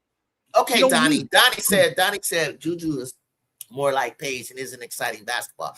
Well, Donnie, why don't you go back and watch Juju against the number one team in college? No, the number, nice. Hold on, don't ever say that. That's some bullshit. You ain't seen Paige, you ain't seen Clark or anybody go 38-11, 8 blocks against a 6'7" and 6 3-pointers in one game, dude. If you say that Juju is boring, you got a problem. You don't like basketball, because when is the last time that we've ever seen Clark have a string of what you really like? Now, Reese, he's telling me the things that I appreciate about Caitlin, which is her assist and her passing is amazing. Her 3-point shot, when it's clicking, it's great. But don't sit up here and say that's what's making the game exciting is her consistently shooting 30-footers, because it's not. Go back and look at Shawnee Shimmer. It is. And she hasn't had a game like that. I'm gonna tell you the difference. So you know what a push shot is and a 2-step jump shot? The difference? All right, all the women alive, 99.99999% don't shoot jumpers. They shoot push shots. Oh, really? Okay, I can show you some people that shoot like jump shots. You don't see no massive biceps and triceps in her arm. I knew that's why you liked it. Somehow, some way, from 30 feet away, Caitlin Clark can pull off a 2-step jump shot from down here, get in here, and do a crunch in the air. How many people, let me tell you how I know basketball, Reese. How many people saw me when I said, when Raven gave the pass, I said, what I love about Raven Johnson, she knows where to give Reese the ball. If you watch my show, I said she gives it to her in the pocket. I wish I can go back and find a short. I can pull it up. She gives it to her in the pocket, like he's saying. And in the pocket means right here. Her pocket, everybody's pocket is different. It could be here, it could be here. She catches it here. She pumps down and comes up exactly like Reese said. I just said that on my show. Exactly. And that's what gives her the for that shot. Do you know? I said that. Let me tell you something else about Caitlin Clark jump shot. But I can show you somebody who can catch it here and pull up 30. Hell, I could pull up 30. I don't shoot from down. But it won't. If you do that, you're going to be going forward and pushing it. Clark goes up. No, I go up. Her legs come out in front of her, and she does a crunch. There's no woman ever could shoot like that, ever. And it probably won't be. That's special. That's different. That's what makes her different. Things like that. And I'm gonna tell on Caitlin Clark real quick and snitch, because I might be the only one that knows this. She gets her velocity, even though she's right-handed, from her left thumb on a jump shot. That's why she's able to do that. I ain't got no ball in here, so I can't really. Okay. Like if you're right-handed, this left thumb right here, does a thing like this. You'll see Clark's hand go out. Curry does it. Ray Allen did it a little bit, but that's where her velocity is coming from this thumb pushing the ball forward. And that's why you see Caitlin's jump shots. The ball don't rotate neat like Larry Bird, and you know what I mean. It's going like a curve ball, like a knuckleball almost. She don't get good rotation. Sometimes she does because she has different releases, but her Caitlin Clark's jump shot, wide open, nobody on her, that thumb is pushing off, and it's going to be a screwball.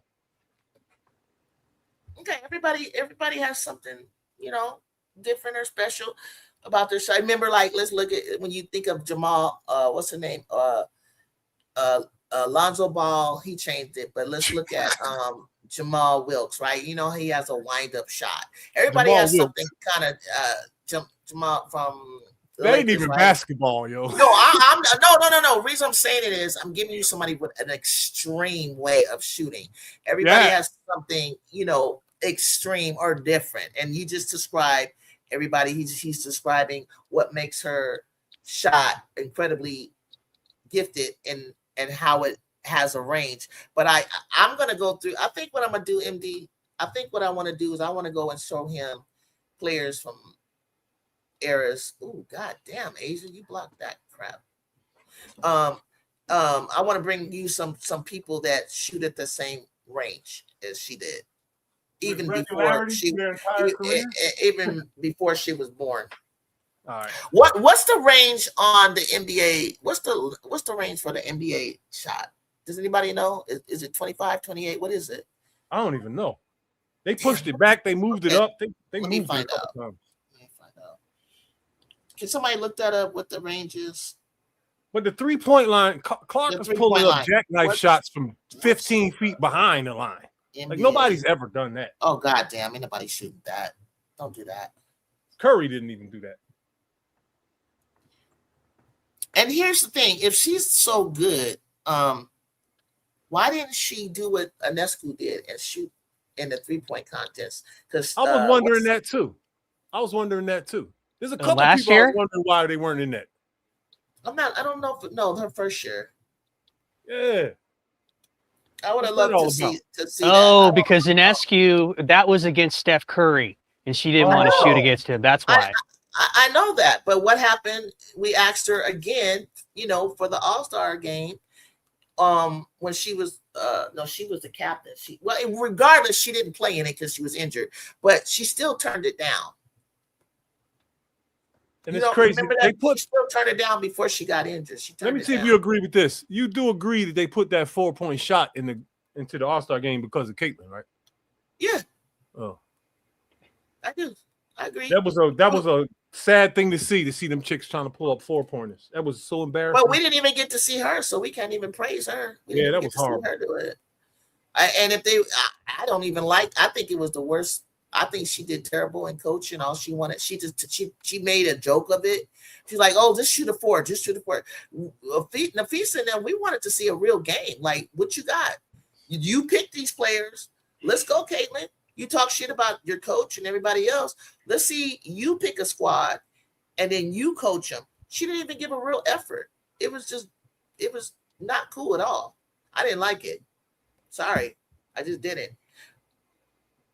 I'm trying to find my jumper, and it's probably mid range. It's not.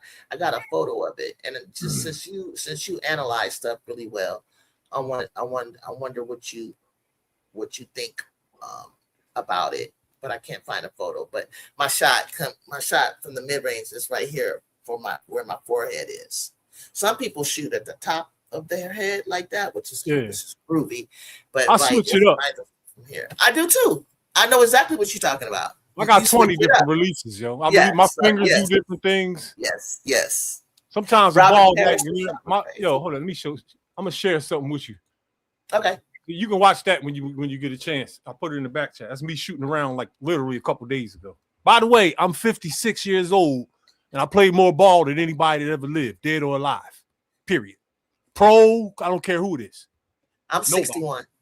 I don't care who it is in the world, dead or alive. I played basketball. I don't mind sharing my age. I don't, so I'll tell you my age. I played damn near every day my whole life, almost on a daily basis. Go all these moves before Kobe. Jordan didn't do that. Jamal Crawford, you feel like you better than Jamal Crawford? I'm older than all them clowns. Them clowns doing my moves that Kobe watched me. Kobe got the moves from me, and then he showed the rest of the world. That's who I am. I'm older than all them clowns. What, did you play overseas? No, played in prison. Did you play in high school? You know, a little bit. I got in trouble in high school, so that ruined my basketball career. So pretty much you're like a playground legend. Everybody who's ever been in front of me got destroyed, pro, college, or otherwise. Did you play in Rutgers? Hood, you from New York? You from Philly? No, Where from you North from? Philly. North Philly. You like Cock Copper? I don't watch. I ain't watched the NBA in a minute. Shy. WNBA, Kalia Copper. I mean, damn, I'm all over the place today. Sorry. All right, look. Before I let him go. Here's my thing. I've seen a lot of different names. I'm not ignoring you. I'm trying to look in the chat and read what you're saying. But I'm seeing a lot of you that I've never seen before, and I want to welcome you and thank you for your comments and your, whether, I see my chat going back and forth with you, which is great. But one thing I do ask is free. It doesn't cost you anything. I'm trying to get to 1,000 subscribers. I'm trying to get more consistent. I'm new on here. Could you please give me a like? Please. Excuse me, not a like, a subscribe. It's free. If you're a homie of Reese and you follow him and he has a show, follow me, and we'll do this more often. Total stranger, Donnie, I don't recognize you. I need Rick Crane. I need your subscription. That's how I met MDT and started bringing him up here. Good news, I think you already do. David, I just saw his name a minute ago. David, please subscribe. I need your subscriptions. Not trying. All right, I just hit you up. I need your subscription. Rick Crane. Hey, sometimes we may not agree, but that's how basketball is. That's how sports is. We disagree and agree to disagree. Or we may see different parts of what each other is saying to make a whole. The opposing sides need to get together and talk more, even though there's going to be arguments and disagreements. But y'all content creators at the end of the day, and this isn't our lives. We're just sports fans, you know what I'm saying? So we can come together and talk some crap and do whatever. You know what I mean? I go on a lot of the Angel Reese channels, and they just treat me bad because they think I'm coming in to. I'm not coming there to disrupt nothing. Coming there to help your channel. You need some opposing views to help your channel. People want to see.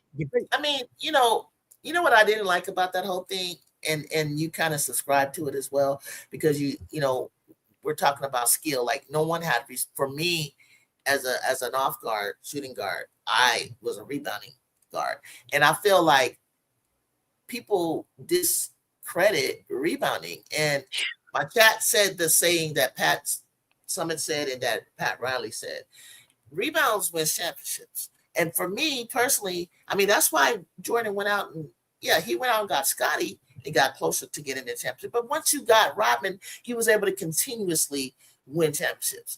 And I feel like when Magic and Bird came along, the NBA shot up.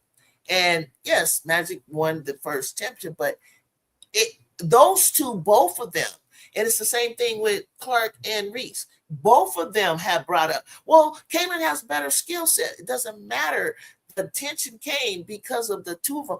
Her attention, I didn't really notice Clark until the situation with Angel. I already saw Angel, not because she was black, but because of her winning mentality, or the fact that she's been winning since high school against Clark. AAU, she won in the Big Ten conference with her, Cheyenne Miller, Diamond Miller, Cheyenne Sellers, and Shakira Austin. They won the Big Ten. And then 3 years, and then when she transferred or she got injured, and then after that, 3 years, Iowa won it straight. And then she goes over to go with Mulkey. Mulkey, in the second season, inherited the team, and then she put some pieces together, like Alexis Morris and Angel. And then her first McDonald American recruit for LSU, on her squad, she brings them in and they win a championship. And then the championship the game was great. And truth be told, Angel got them there, but Carson and LaDeja and the squad, they all put together a winning game to win a championship. And the whole John Cena, which isn't John Cena, which is Tony Yayo, the rapper, created. John took it from him. It's all about appropriation, and that's the problem that I have about a lot of things. It's like I see dumb stuff on the internet like, well, Caitlin's acting just like the Black Thugs girls do, meaning her passionate ways and her celebrating. But her celebrating is a little different. Her celebrating is a lot of taunting. I'll see other people celebrate, but they don't necessarily do it like when she shot that shot. Like Tiffany Hayes shot a shot and you know that a nice 3 on Caitlin. Caitlin came back and shot it, but the way she did it is a playground thing where I turn my back and all of a sudden you run up on my back and then back up like, yeah, now what? Now come on, Caitlin, when people mention that, why they don't talk about what happened right before that? What happened right before that? Like, if you saw the I thought I did. Hayes was taunting her and talking shit to her the whole time. She backed up, but she didn't touch her. Caitlin touched her. You don't touch somebody. She had her arms down by her side. There was nothing threatening about No, did. bro. You know how it is when you rub up on somebody like boom with your chest, like, yeah, now what? And you back up. Nah. She had enough room to come down. She's a lot nicer than me, because if you in my landing space, she wasn't. You going to the hospital. You going to the hospital. She wasn't in her landing space. They always are. Every time. And they don't call nothing. She was. That's why. No, Caitlin took a step forward, but Shorty was in her landing space. And she had every right to take a step forward because she was doing it over. Everybody does that to her. You're being disingenuous. A lot of people have done it. But Caitlin also tries to draw that. She shoots a jackknife.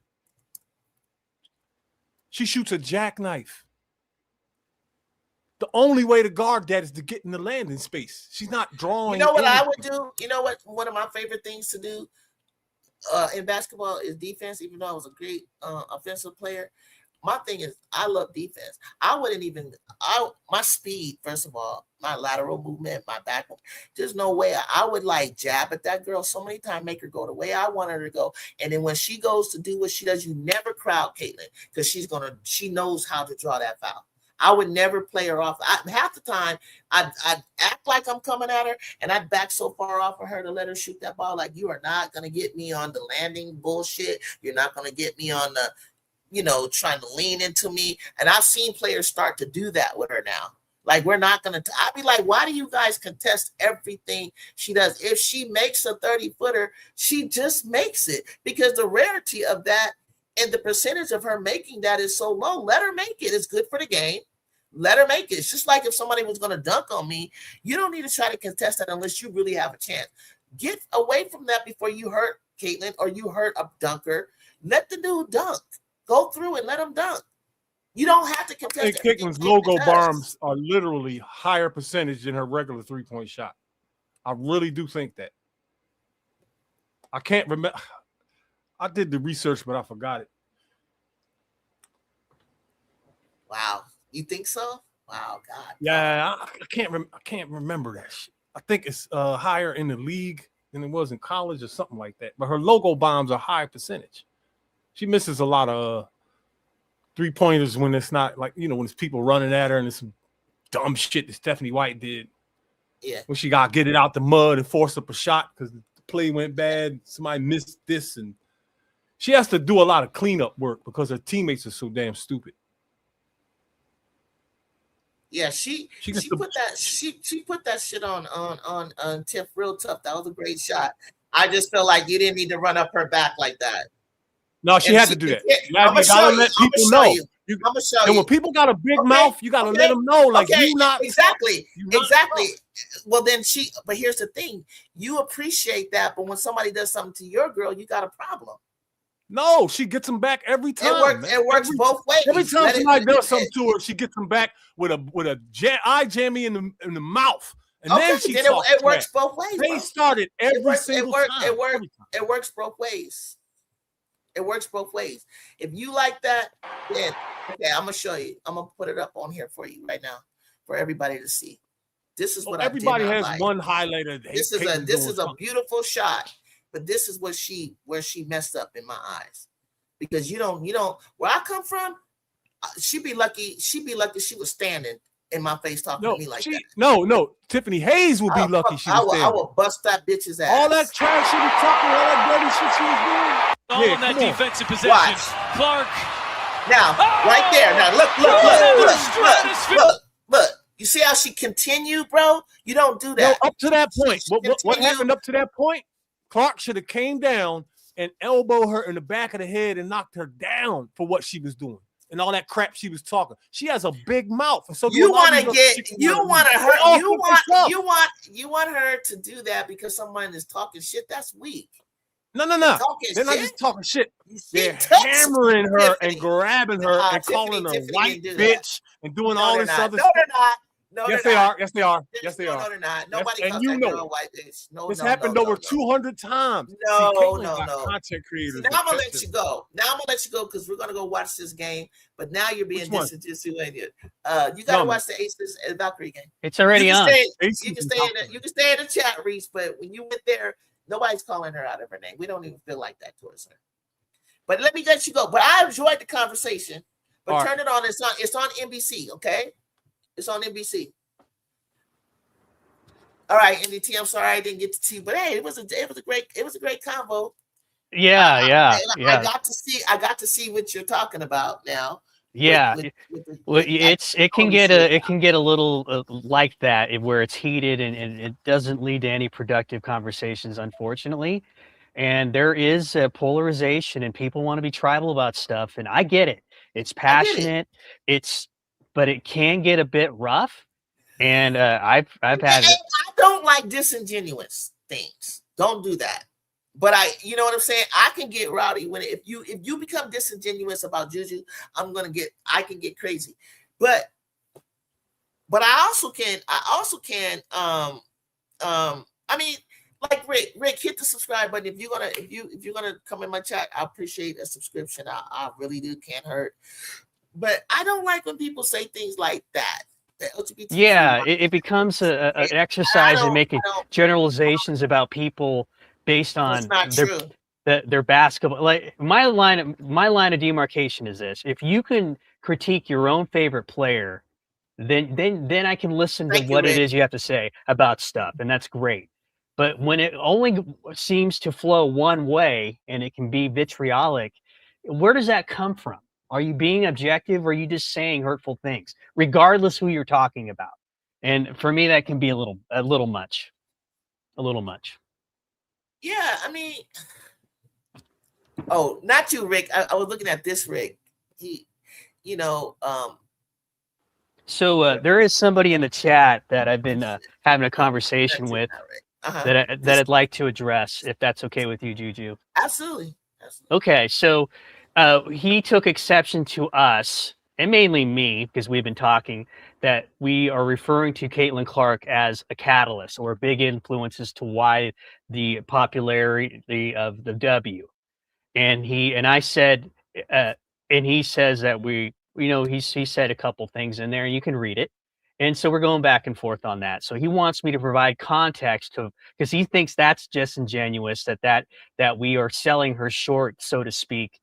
And I didn't talk about this last time we were on, but I'll bring this up today. That when the NBA were working on their new media rights deal, that concluded in April 2024, and also included WNBA media rights. That meant that they already had this new money that was going to come 2 years later, albeit before she played her first game. That's what I'm trying to say. The first Even game. with the charter planes was already discussed. which they wouldn't have done if they didn't know that new money was going to come in. So, and Brittany Griner's situation, the safety. Yes, and so does it help? Did it help for sure? Does everybody benefiting? Sure, but but it's not because of her. The thing for me is, and I don't think this gentleman knows that I'm a Caitlin Clark fan and Indiana Fever. I like them both, but she's not Larry Bird yet. We're getting a little bit ahead of ourselves there. You got to win. You got to play these games. Let's let her do some stuff. All right. There's nothing wrong with saying that she's the biggest catalyst. I don't find that as being an insult. Furthermore, in addition to the new media deal, they took in $1 billion in expansion fees during that calendar year. So because he was bringing up losses. So what are we talking about here? Yeah, you may have lost a little bit of money. And if you're smart business people, if that's true, why would you stay in business? Why would you do that? Why would you keep doing it if that rhetoric is true? So I wanted to put that out there because, yeah, and this comment here is correct. She does move the needle. That's absolutely true. But what is also true is when she wasn't playing last year, Fever game ratings went down, but everyone else's in which the Indiana Fever were not participating in, those ratings went up. So, we're moving in the right direction, and I think we ought to celebrate that instead Okay. of talking about who's the one most responsible. It's all going to fall apart if this player leaves, and I just disagree with that. So exactly. And I love that you can speak to the numbers and speak to what's happening.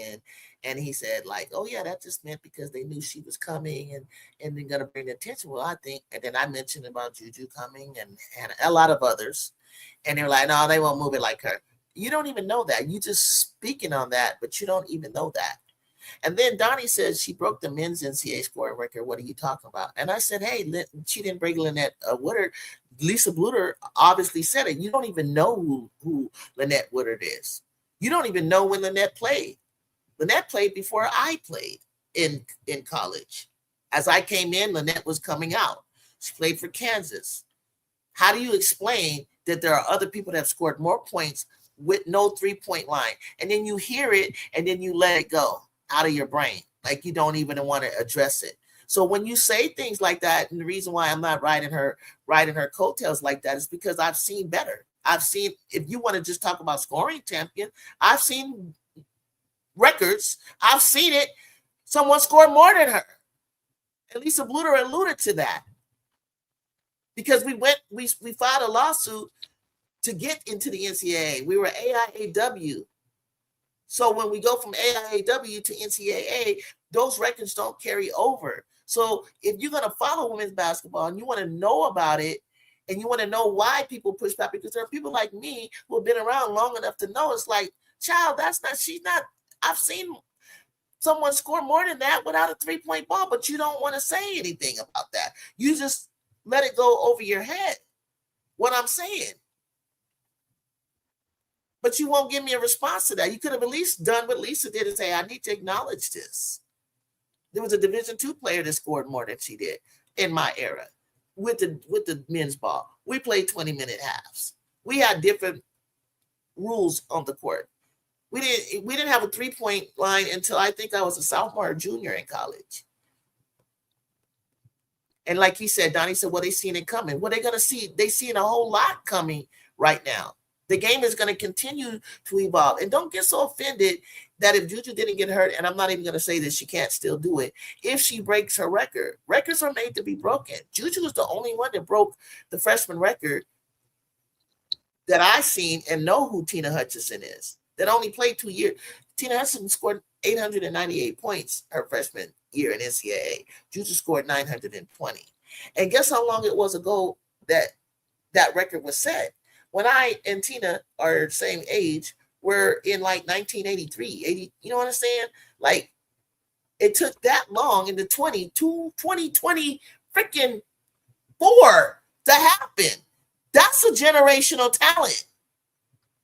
That record by Clark is going to go down sooner than later, and it should have gone down with Juju. And then after that, Michaela Blakes could have been the next person to break it.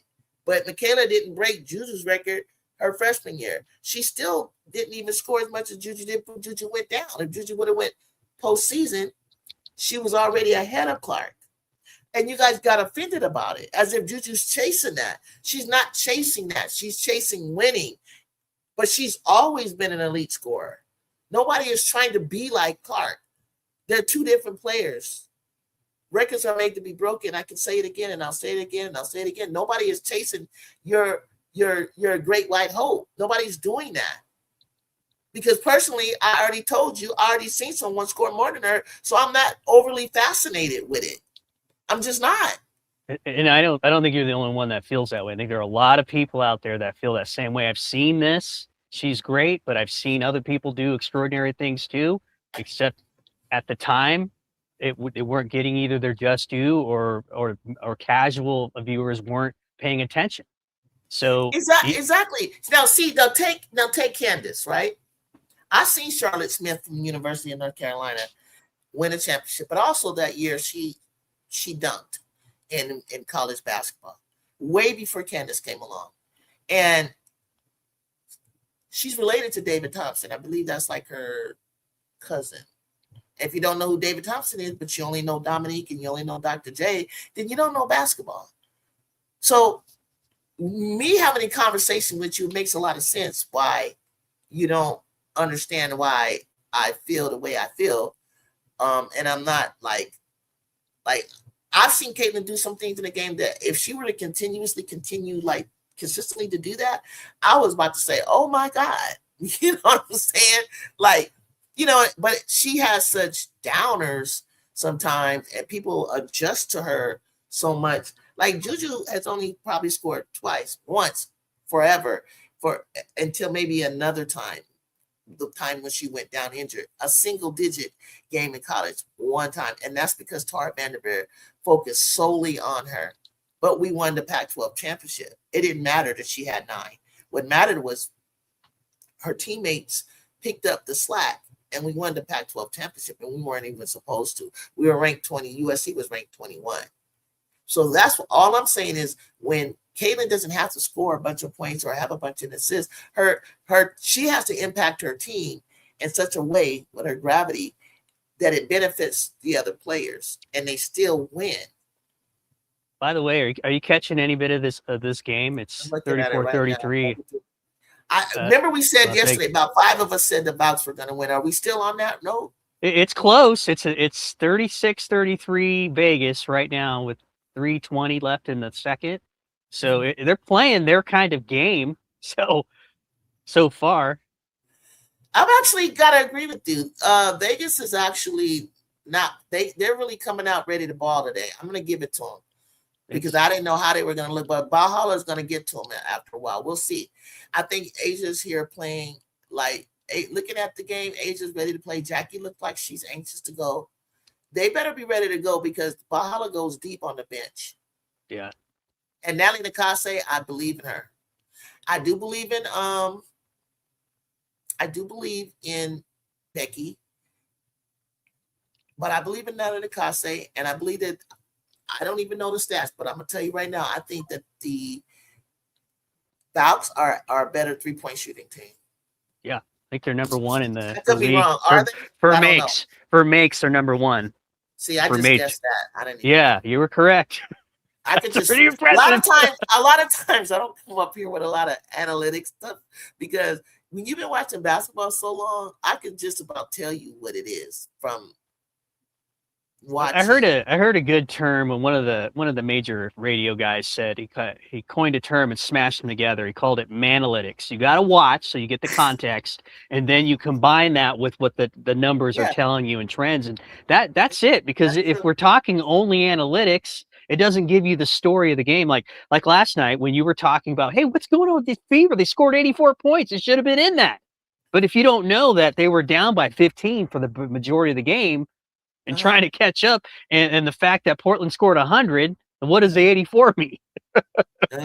Right? So you gotta watch. I was like, why is everybody so upset? They scored 84, and the other team scored 100. I said it last night. I said, which means that I just feel that Portland outplayed them. They were just better than them. Right. Or I don't even know how to blame the coach because it was about execution. It's like when they were on the court, they weren't getting it done. And I think it shocked the hell out of Raven that she told her, she was arguing back with Stephanie in this clip, and she told her to stand up and told Raven to sit down and started talking. And then Raven, knowing Raven and her sweet demeanor and how she looks up to them, she's ready to play. She knows it's a business, but I think part of her was a little shocked. Sometimes when you get thrown at that situation, you haven't been prepared. Like every game that we would play, that we would prepare for, right? I would know that I'm going to play this many minutes, or I know that I'm going to start. And I know that but when you switch it up because somebody got foul trouble or the coach got pissed and I had to come in, now now it's like, hey, we didn't even prepare for this. And this is her first year. So ordinarily, if you've been playing in the league longer and you come in for somebody, You know how to make the sudden real-time adjustment. Raven Gate came in and made the same mistakes that Kaylin was making, and eventually found out she wasn't prepared. She wasn't ready for that. Yeah, it was a bad situation all the way around. I told you they came out flat, and just you used a good term. What did you said? They were not disheveled, but disconnected. That's what you said. That's what you said, and that was perpetually evident throughout the whole game. It was that way the whole way. It was like, when you're disconnected, when Ty Harris came in and she goes to the right, she's supposed to go to the right, then pass to the left, and she threw it out of bounds. And Timpson looked at her, is that for me or is that for somebody that was supposed to come up to get? It was like they're disconnected. You guys, they weren't on the same page. It's like you start doing stuff like that, they're disconnected.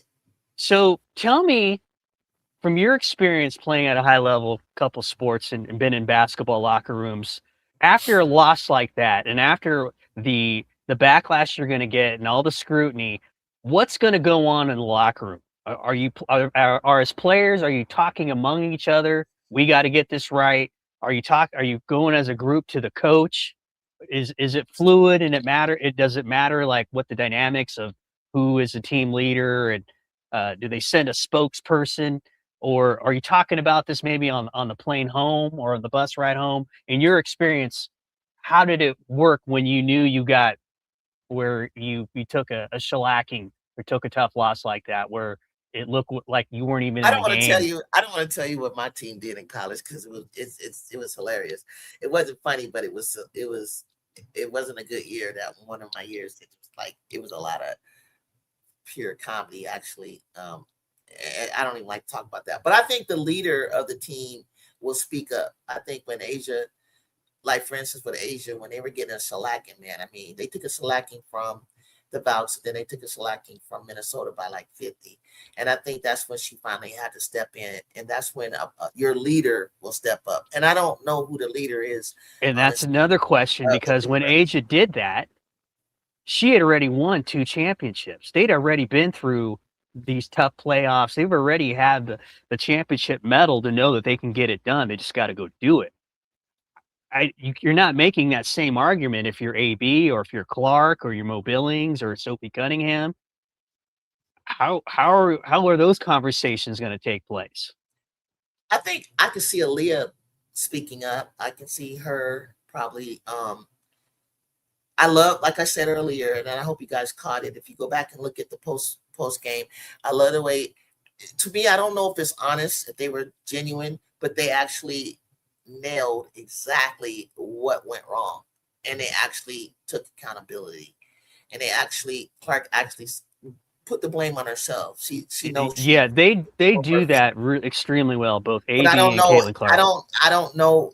Do you really mean what you just said? And I got a thought on that too. So I've been listening to Caitlin Clark in these pressers or when she talks, and she reminds me of another athlete who did the same thing, except he didn't do this early in his career like she does, because she's media trained and she's got a marketing degree.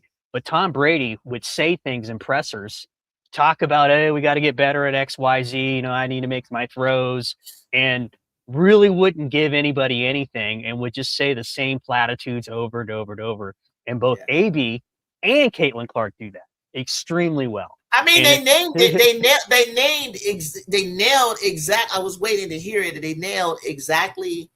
They're very intelligent. They nailed exactly what went wrong, and AB gave the flowers to the fire. She exactly right.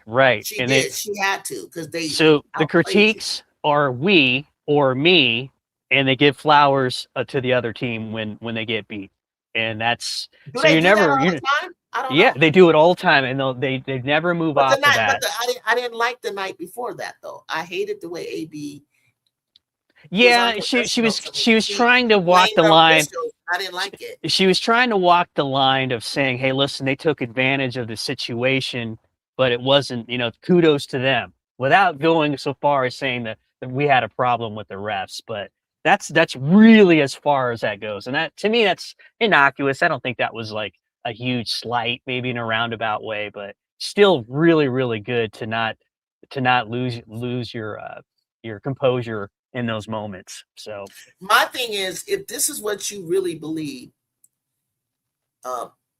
if they really believe what they say, and they still can't correct it in real time, I think then she does need to listen to Brianne January, who was one of the best point guard defenders in Indiana history. You listen to her; she's going to help you get better. Well, you watched. If you watched, you played. So if you're in there, what are you saying? What are you saying to them? Hey, what do they got to do to get right for the next game? Because you got Atlanta, who's long, who's athletic, and they're gonna want to kick your butt too. What from a basketball perspective? What are you saying? What are you saying you're improving upon? Communication. On defense or both, or offense too? Both. Staying connected with each other. They're not communicating. They don't talk enough for me. They connected to one another, coming in a group and actually saying something, not just coming and touching, but actually, like one of the best things for me as a guard is when I have a center who can see everything, but and they have a real view of everything that's going on. And that centerpiece right there has to talk about what's coming to me. As like, I may not see that screen coming. I may not see the give and go and how they are trying to seal me off to score, right? There has to be like a discussion behind me from the center telling the guards and everybody what's going on. And that's AB. And if AB's not in the game, then it's going to be Timpson. And I doubt Timpson would know how to talk like that and really be vocal. But it has to come from Aaliyah. Aaliyah can do it. And she has to like, ooh, nice block. She has to be able to communicate to them what she's seeing. AB knows how to do it. She does do it. She's been that way since college, but I don't see it a lot right now. And I think that an overall communication issue, and it's got to be led by AB because she's a center. It's got to start right there. Yeah, and I think Caitlin needs to talk too. If Caitlin's seeing something on the floor, like I don't notice her saying, "Hey, I wanted you to do this," or "How did I mess up? Tell me what did you see?" Like let's say the other team is shooting a free throw. There's got to be communication. I also think that I don't like that. I think what makes a point guard really good is that they have this eye contact with their coach. Look at Olivia and Coach Reeves. They're here. She's always running over to the side. Coach is in her ear. Coach is telling her, or she looks to the sideline. Cece doesn't do any of that. Yeah. And Coach Sides used to try to get her attention. Bluter has tried to get her attention. Stephanie White has tried to get her attention. She doesn't have a connection with her coach enough for me. I just watch her. I could be wrong, but just watch her. I don't see it. I saw a bit of the histrionics last night too. You and I are in alignment with that. Just got to calm down from some of that stuff. I get being a competitor, getting fired up, but some of that I don't think helps. I don't think it because helps sometimes when you're on the court, you can see things differently than what the coach can see, and you make an executive decision of a counter of what the coach wanted you to do because you have to counter because they countered. But she doesn't. When things are going crazy, she doesn't lean towards looking at her coach like, "Hey, what you want me to call right now? Is there something?" Because they stopped my transition. What are we in? What do you see? She's not like, she doesn't do anything with her coach. She doesn't want to know. She doesn't. And the coaches can see things differently from the sideline, but she doesn't do that. I would improve on that. See, they're going back to it right now. I was just talking about this. This is what you're talking about. She told her to get up. She's mad. She's mad as hell. And then she, what's her name? Clark stood up, and then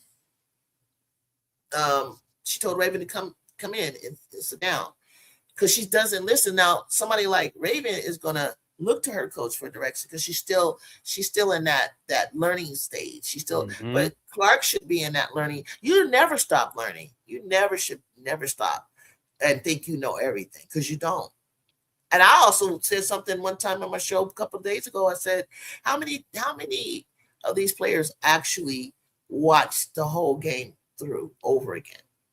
I'll tell you what, to that I say point, none. I tell you, I was listening earlier, and I watch all the games as much as possible, and that doesn't make me any kind of expert on this, but I can give you context at least. I can explain. Okay, well that team was up by 20, and maybe they did catch up and cut it to 15 and scored 90 points, but they still lost 110 to 90. I could speak to that, but some folks only want to watch highlights and only want to speak about that, and I don't think that gives you the full story. It doesn't. It doesn't give you the full story, and it's just like looking at numbers when you're checking somebody's box score. You don't get the whole thing. You gotta watch. You gotta watch And a I little think, bit. and a lot of people in my chat actually go back or actually watch in real time, and they're really trying to give their honest, take. But I can tell the ones who watch highlights and what you're saying, and you gotta be genuine with your favorite player and actually say, hey, they had an off night. Yeah. Or they could have done this better.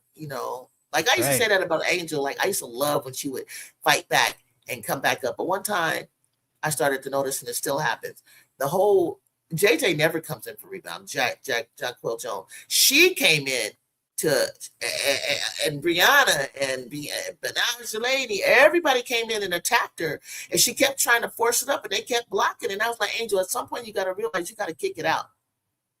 And so the next game, she realized she has to. That's what they want you to do, is keep trying to force it back up. There are people that are open, kick it out, and so that improved when she heard the masters tell her that. And I like to take criticism to heart. I take criticism and I make it work for me. The more you criticize me, the more I take it and use it to my advantage. Here's a good comment that Nick came up with. Nick Crane 5473. Can you see that one? Which one? It's a two-part. Yeah, that's a good one right there. Her body language when the team is losing or when she's having a bad game is unacceptable. That's when you have to rally your teammates and get them fighting. Cece does not have that. She starts looking defeated. That's a great take. Absolutely. Yes. I see that when things are unraveling. Yeah. I feel, I'm looking, and if you got young players, which you do, I mean, you're young, she's a little bit more mature than them. No, she's not really mature, but she's got a lot of basketball knowledge. And, they're looking at you and they're feeling bad because they're dropping your passes or they're not where they're supposed to be. And then you're making them feel even worse because they can't draw from you. They can't draw energy from you because they know you're feeling bad because you're playing shitty. And now, just because you're playing shitty, you can't do that. You can't drop your head. You can't let people know because they're looking to you for direction. And when Cece does that, they're looking, but she's young. That's what I'm saying. She's young, and a lot has been put on her shoulders. I'm writing her off. Yeah, nobody's writing her off, but she needs a mentor right now. The woman must be feeling the weight of the world on her shoulders, and she won't admit that. And then people like that, I'm like, and Cece, you have not arrived. You're not the end all and the be all of don't believe your hype. Don't do that. That's all I'm saying. Don't believe your hype. Because that will be that will be to your detriment. Because there's always going to be someone better at some point in your career. Someone could be playing better, someone who's been around, They're talking about that exchange. They're talking about that exchange during the halftime of yes, I bet you they are. Cheryl Miller says, listen, some things you don't want out there.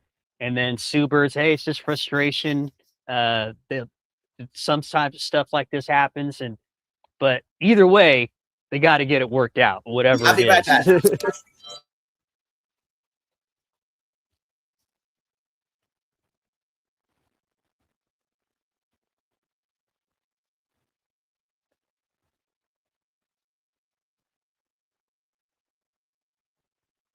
Yeah, Nick, that's a good point that you just mentioned right there. She is young, and there's a lot of pressure there, and she's got a great opportunity to do some really, really good things. What's going on there in Indiana? They've got some dysfunction going on, and it's become a bit of a problem. I don't know what the answer is, but We've got to have some honest conversation, I suppose. It is very, very curious.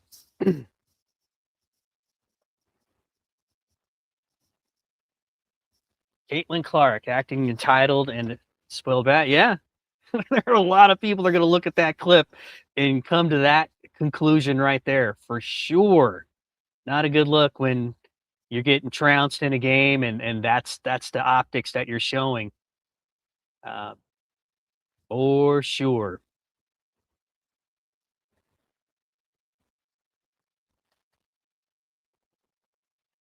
Yeah. Yeah, she's a point guard. Sue Bird's going to say her piece, but you heard what Cheryl Miller said before that.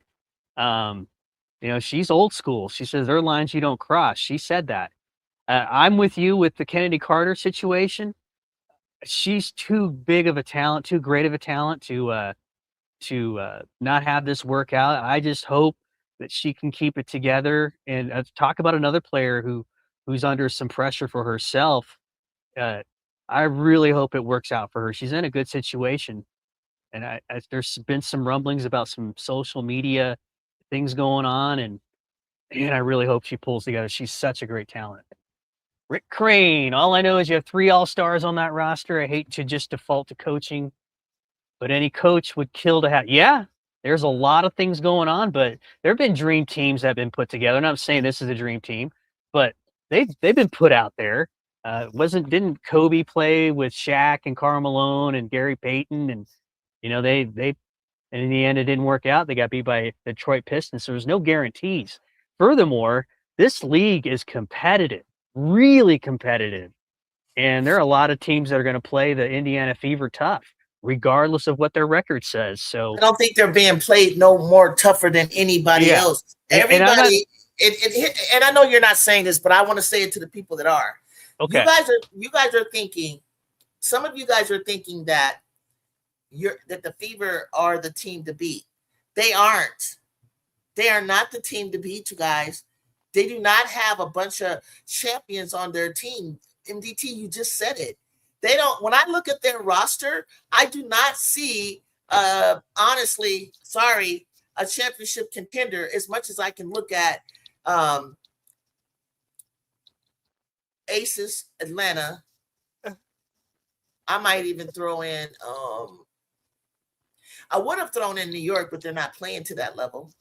I would throw in. I want to throw in the Valks. I want to throw in. Hell, I like Portland. I think that I would have said Phoenix, but I'm not very. That's just my slight. I'm not real fond of Phoenix. Okay, but you guys, there aren't many teams right now. Oh, Dallas. I'm sorry. Yes, I'm starting to see that.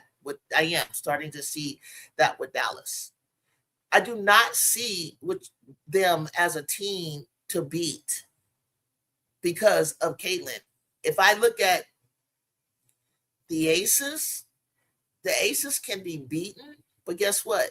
What makes me leery of saying that is if the game is close, and if the game is close, an important game is close, and you got Asia Wilson or you got Caitlin Clark on the team, who do you think out of those two will get that clutch bucket?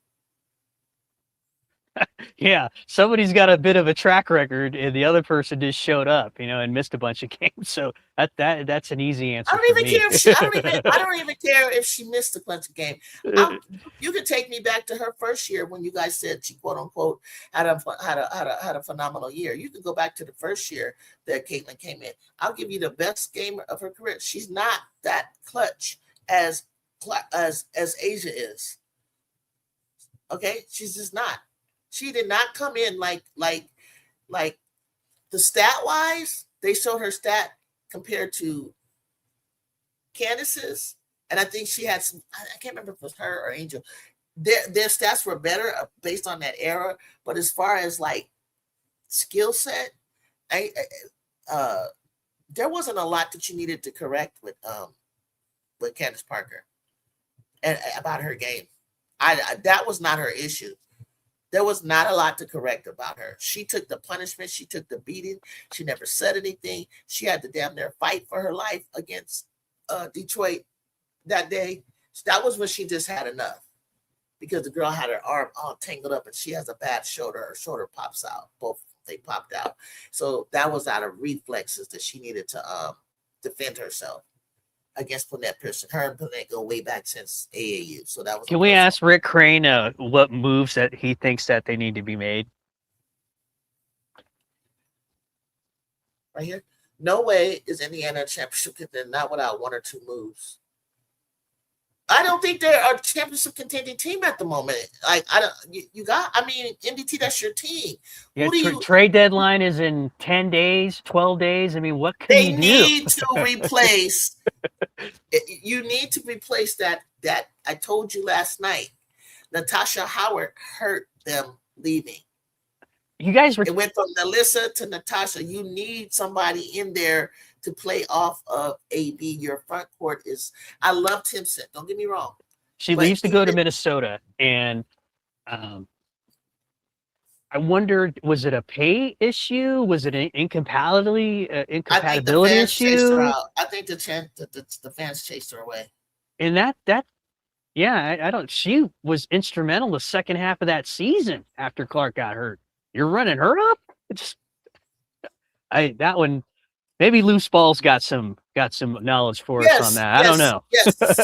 Yes, CP only does have one championship, because there were times where they were very, very close to winning, and one of the things I think hurt Candace Parker is the amount of coaches that she had went through. And that's why I don't want to see, if you want to see CC do well, stop switching out the coaching like that. I don't know any team that has switched out coaching 2 to 3 to 4 times and ends up winning. And if you know one, tell me in the league, WNBA. I don't know one that did it over and over and finally won. Maybe once. I remember Sabrina came into New York as, the number 1 draft, and it took her until Sandy Brondello came, and then she finally won. You take Lisa Leslie. Early on it took a few coaches for her to really win, but on average, you're not going through in a short amount of time a bunch of coaches, and then you win. There you go.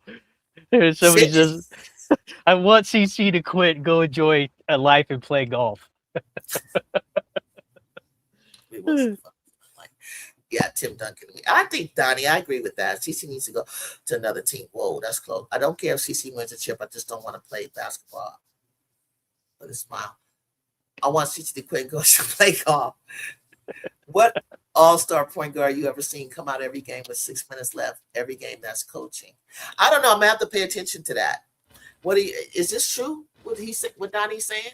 Well, I went back and watched the first quarter of that last Golden State game, and she came out with, I think, 3 or 4 minutes left in the first, and this one was obviously much earlier. But what's wrong with that's what you normally do? You come out to rest and you bring somebody in the last 2 or 3 minutes. We talked about this. There's some folks, and I'm not saying this person is saying that, but they want her to play all 40 minutes. And if you remember, they went off to an 8-2 run against Fire. They were at lead, and then they went into a 13-2 run. It wasn't the last few minutes, and then you're saying that she came out again in the last 2 or 3 minutes. But I believe at the end of the first, the Fire were ahead. Melvin, y'all still crying over Indiana? Well, quit blaming the coach.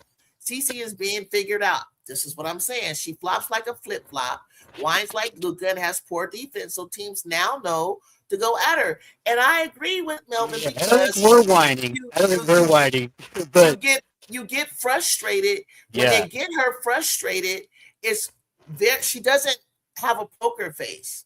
And I know that I got her where I want her, I'm gonna keep pressing that button. Right. She needs to make adjustments. Yeah, sure. And if she's the engine, we're trying to tell her You got to have a poker face. Don't ever let nobody know what you're thinking. Look it, we're watching. Thank you. Hit that subscribe button for me, besties. I'm watching the Vows and the Aces now. No drama, no ref issues. So far, clean game.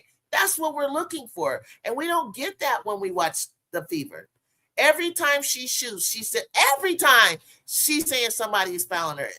I've never seen anybody say, and even if you are getting touched or hand is ball, it's like, how many times? Okay, and what do you want to do? You think that's really changing the trajectory of your show? You know how many times you've been hit and I still can score? It's like, let it, like, stop. This is good right here. This is really good.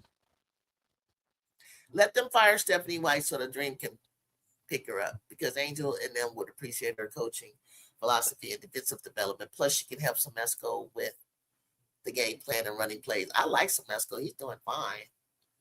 If you tell me the locker room is not divided, I would say lie. I don't see. I'll tell you what. I've been. Wait a minute. Hot take. Sophie is not taking up for Cece anymore. I don't think I see that either. I've been on a live stream with some AR folks, and they're after Atlanta win, they're critiquing the game as if they lost. It was the most surreal thing I'd ever seen up until that point. I didn't know such a thing existed, but they were going at Semesco the same way that the Fever crowd goes after Stephanie White. And that was after a win. Is this year? Yeah. There you go, Jacob. I don't see it anymore. Gray just flopped. I just saw she acted like somebody ran her over with a Mack truck. Chelsea Gray. They're up by 7. Come on up, Jacob. Yes, Jacob, come on up. Please.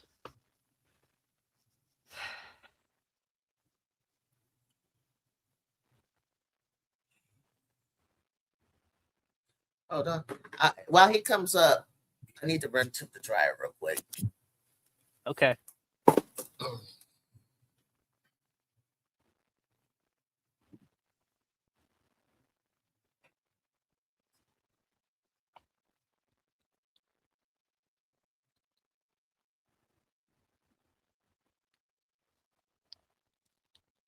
Did she just fall down, or she get hit pretty hard?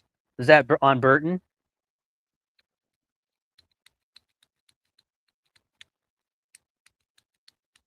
$48-41.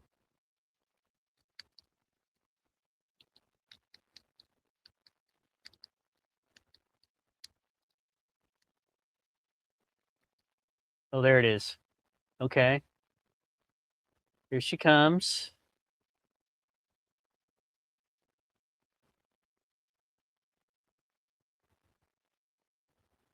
Okay, kind of got her. Was that?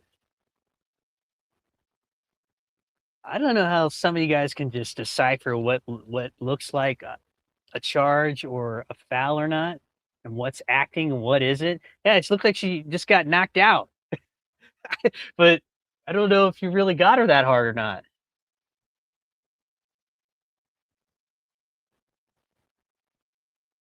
Yeah, Jaro, that's right. Yeah, that Valkyries crowd is something else. I think even Stephanie White was talking about that. It's a lot of energy there, and those fans are not going to give opposing teams a break. They're going to pack that place. They lead the league in attendance. They pack that place to 18,000 per game. Very impressive.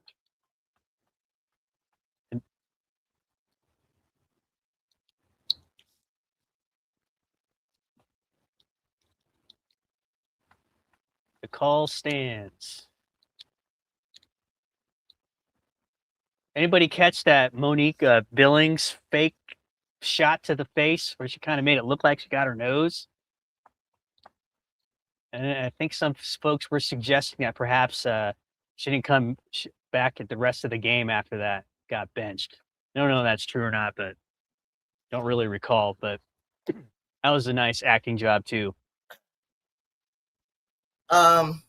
What happened to Jacob? I thought he was coming.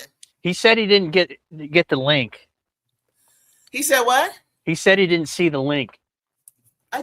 You can just scroll through and you'll see. Oh shoot, here it is.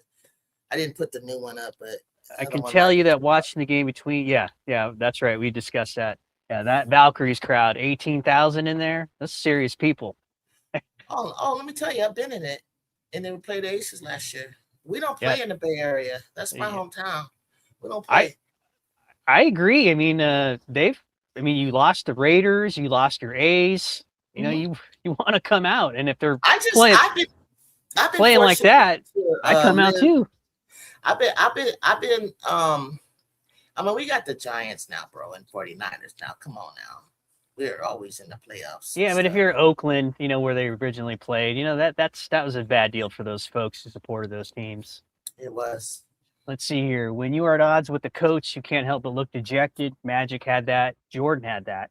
Many had been as upset, but they were internal issues. Yeah, that speaks to professionalism. And I'd like to see Clark behave herself a little better that way and kind of understand the moment and understanding that everybody's watching. I I know it's don't a lot of agree with pressure. this. I don't think the Fever is everyone's Super Bowl. I don't know why you're saying that. I don't see anything being done differently playing them that makes them that. I think the parity in the game and the competition in the game is so fine line. There's no one dominating anyone up. For somehow the Atlanta has one of the best records. But you guys, I don't rush to go see the Fever game on TV. There's nothing exciting I think about them. maybe a comment like that is speaking to the idea that for those people who don't like the Fever, you know, I know you were gonna you say want to that. say that you want to see them get beat. You think that that damn Melissa, you hurt Some her. folks, not everybody, because you're You guys talking. think that Kaylin means so much to the black No, women, that's not what. LGBTQ. A lot of people do that. To We me, want to it's a see her perception play of it. terribly. A And it's perception of it, not that well, it's reality. So okay make to that clear. you because you're more reasonable. But there are people who have said it. Jason Whitlock, for instance. There's a lot of Yeah. people I can go on. Ben Daniels. I can say, you want me to continue? That's just main. That's just. But That's you got to just remember media code. where that's coming from, though, too, because they got. But the people in their chat, which comes up to 1,000 more than mine, are saying, yeah. Yes, but you know this game here, Juju. I mean, it's if you're trying to be objective and reasonable in this space, it doesn't work quite as well as if you're willing to have a hot take and just make generalizations about people and say things that we're the victims and everybody hates us because they're XYZ and we're gonna assign But here's the attributes to thing: people based sports is on okay. who they are. Yeah. Could you put Okay, up that but last comment that somebody was saying to us? Here we go. To me, I think. this No, it was one. It had my handle in it. It said MDT. there you go. MDT, the most extreme portions of the CC. Yeah, that's keeping it a buck. That's exactly what it is right there because they know there is a financial gain at the end of the tunnel to be extreme that way. So when folks like Juju's up here and trying to talk basketball, talk strategy, talk reasonably, and speaking on experience, it gets drowned out because those other channels are willing to go that far. And you see this in politics. It's become almost to some degree like professional wrestling. And I don't want to insult anybody by saying that. I'm just talking about in terms of the rhetoric and how people communicate with one another. Not that the WNBA and the competition that we see is wrestling because it's not. It's real. That stuff is choreographed, but the rhetoric and the way people talk about it on YouTube and other social media platforms, it's kind of morphed itself into that. I mean, sports has said it. I'd be wanting to just talk ball and enjoy the game, but some content creators need narratives. Yeah, without the narratives, they don't get paid for sure. After her rookie year, that was a crap show. Wait. After her rookie year, that was a crap show. After she got hurt, I actually started watching it more because it was fascinating to see the coaching and the 10 days and contracts and so forth coming in and how she would bringing in players that have never played on that team with each other, play a great band of basketball that has to be credited to the coaching. I don't understand why anybody saw that. That was a loose ball fall. They're not Loose ball, they're not are you that talking about in terms of what was going on with the fever during like the injury stuff and the lack of transparency? Or are you talking about what occurred in terms of the rest of the league and what was going on after that? Is that Jacob? Yeah, that's me. What do you got? What's up, Jake? What's up? Sorry, I overslept and Kyrie texted me to get on, so I got on. Great. You have anything you want to? Well, then you don't really know. You missed your boy. HD was here. HD and He Reese. was in the chat, or he was on the. He was here. It got a little spicy. I had a guest. I had a guest. You have to go back. I had a guest, Reese Philly. I've seen him in my chat before, and he's a staunch fan of Clark and will defend her. And I mean, he says things that we do know about Clark, but he doesn't agree with some of the takes of the criticism. And those two, they went for it. Yeah, it got really kind of like what happens over on Bro Clot at times. I mean, it's hard when Reese just really loves watching, appreciates, Clark's game. And for what, damn, nice block, Asia. And for those of you who might think that I'm fully on Asia, I get mad when she does seem like she has the whistles, because what I don't like is like she doesn't need it. And now this favoritism whistle just started occurring last year. She would get the crap beat out of her, scars on her face, and the whole 9 yards. Yeah, she got concussed last year. She wasn't getting any calls 2 years ago, and then she started getting the calls because she spoke up about it. And then the call started being reasonably coming her way. Right now, Angel's suffering the same way. She's not being treated as an all-star. Jesus Christ, Asia. Damn, Asia. She is going nuts right now. Because Asia's playing this good, and the Valks are only down 8. That's doable. But she's the only one, though, that is playing. That's what I mean. Like, Asia could be the only one. I'm looking at you guys, what you guys are saying in the chat, and I'm putting it up. But Asia, what I love about Asia, though, even when they're playing crappy, she's usually playing well. And if she starts playing, if they start containing Asia, then the game is over.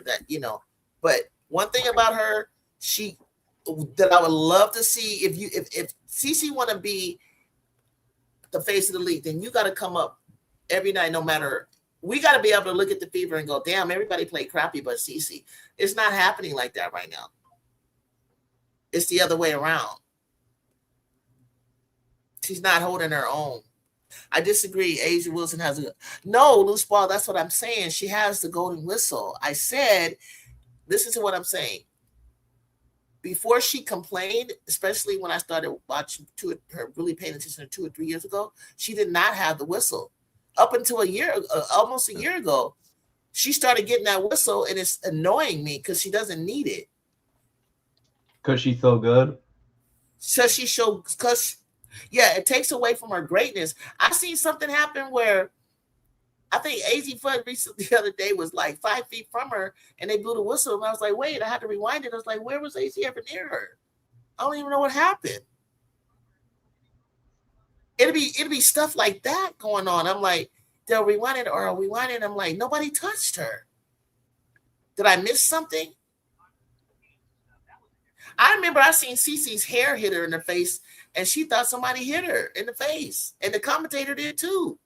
Her ponytail. Oh, Jew, I'm rewatching it. I'm rewatching your stream. I know who the dude is. I know who he is. I remember seeing, I think, him in my chat. I remember, or somewhere I've seen that name before. I've seen him before. Yeah. And he's funny. Yeah, he was funny. But I was trying to really hear him out. I was really trying, I don't want to. Okay. I'll be right back. Take over, guys. I got to go handle some business. We got you. Okay. What's good, MDT? How you been? How you doing, dude? I'm just hanging out, just trying to listen, kind of learn some stuff. Yeah. Trying to see what people are saying, and paying attention to the chat. How about you? You said you just woke up. Did you Yeah, watch 'cause any ball last night, or no, check? I did. I usually stay up late since I graduated college. I don't have to worry about stuff anymore, like school wise, job wise, yes, but not school wise. And I was watching no, because they put Cartoon Network on late, so I was just saying, oh, let me go through this again. I haven't watched any shows on that channel in years, so let me go back and watch a few stuff. What'd you get a degree in? Child development. Congratulations. So what comes next? That's what I'm trying to figure out. My mom asked the same question. I said, we'll see. Oh shit, Jackie Young is hitting. That's not a good sign. Yeah, because she's been quiet last couple games, so she needs to step that up. Oh shit! What if they have the antidote for Golden State? I've been giving goal. Ooh. I mean, it's only the third quarter. MD. Well, I'm trying to get your MDT. It's only the third quarter. It's not. They can still. There's still possible chance they can come back. You like to talk, sports head? Thank you. Everybody, hey, chat, are y'all enjoying the conversation today? I must admit, whatever we're doing up here, MDT, is working. I want to thank you all for newly subscribing, whether you agree or not. Well, this time has brought me, hold on. I had 707 when I came back, and I had just got like 14 the other day. So this just today, after what we've talked about, I got 14 more people. I'm at 721. Crazy. Yeah, you gotta. I mean, I wouldn't call what we're doing, you and I, being antagonistic towards one another. It's not even really a debate at times because we're aligned on a lot of things. But that to me is because it's level-headed here.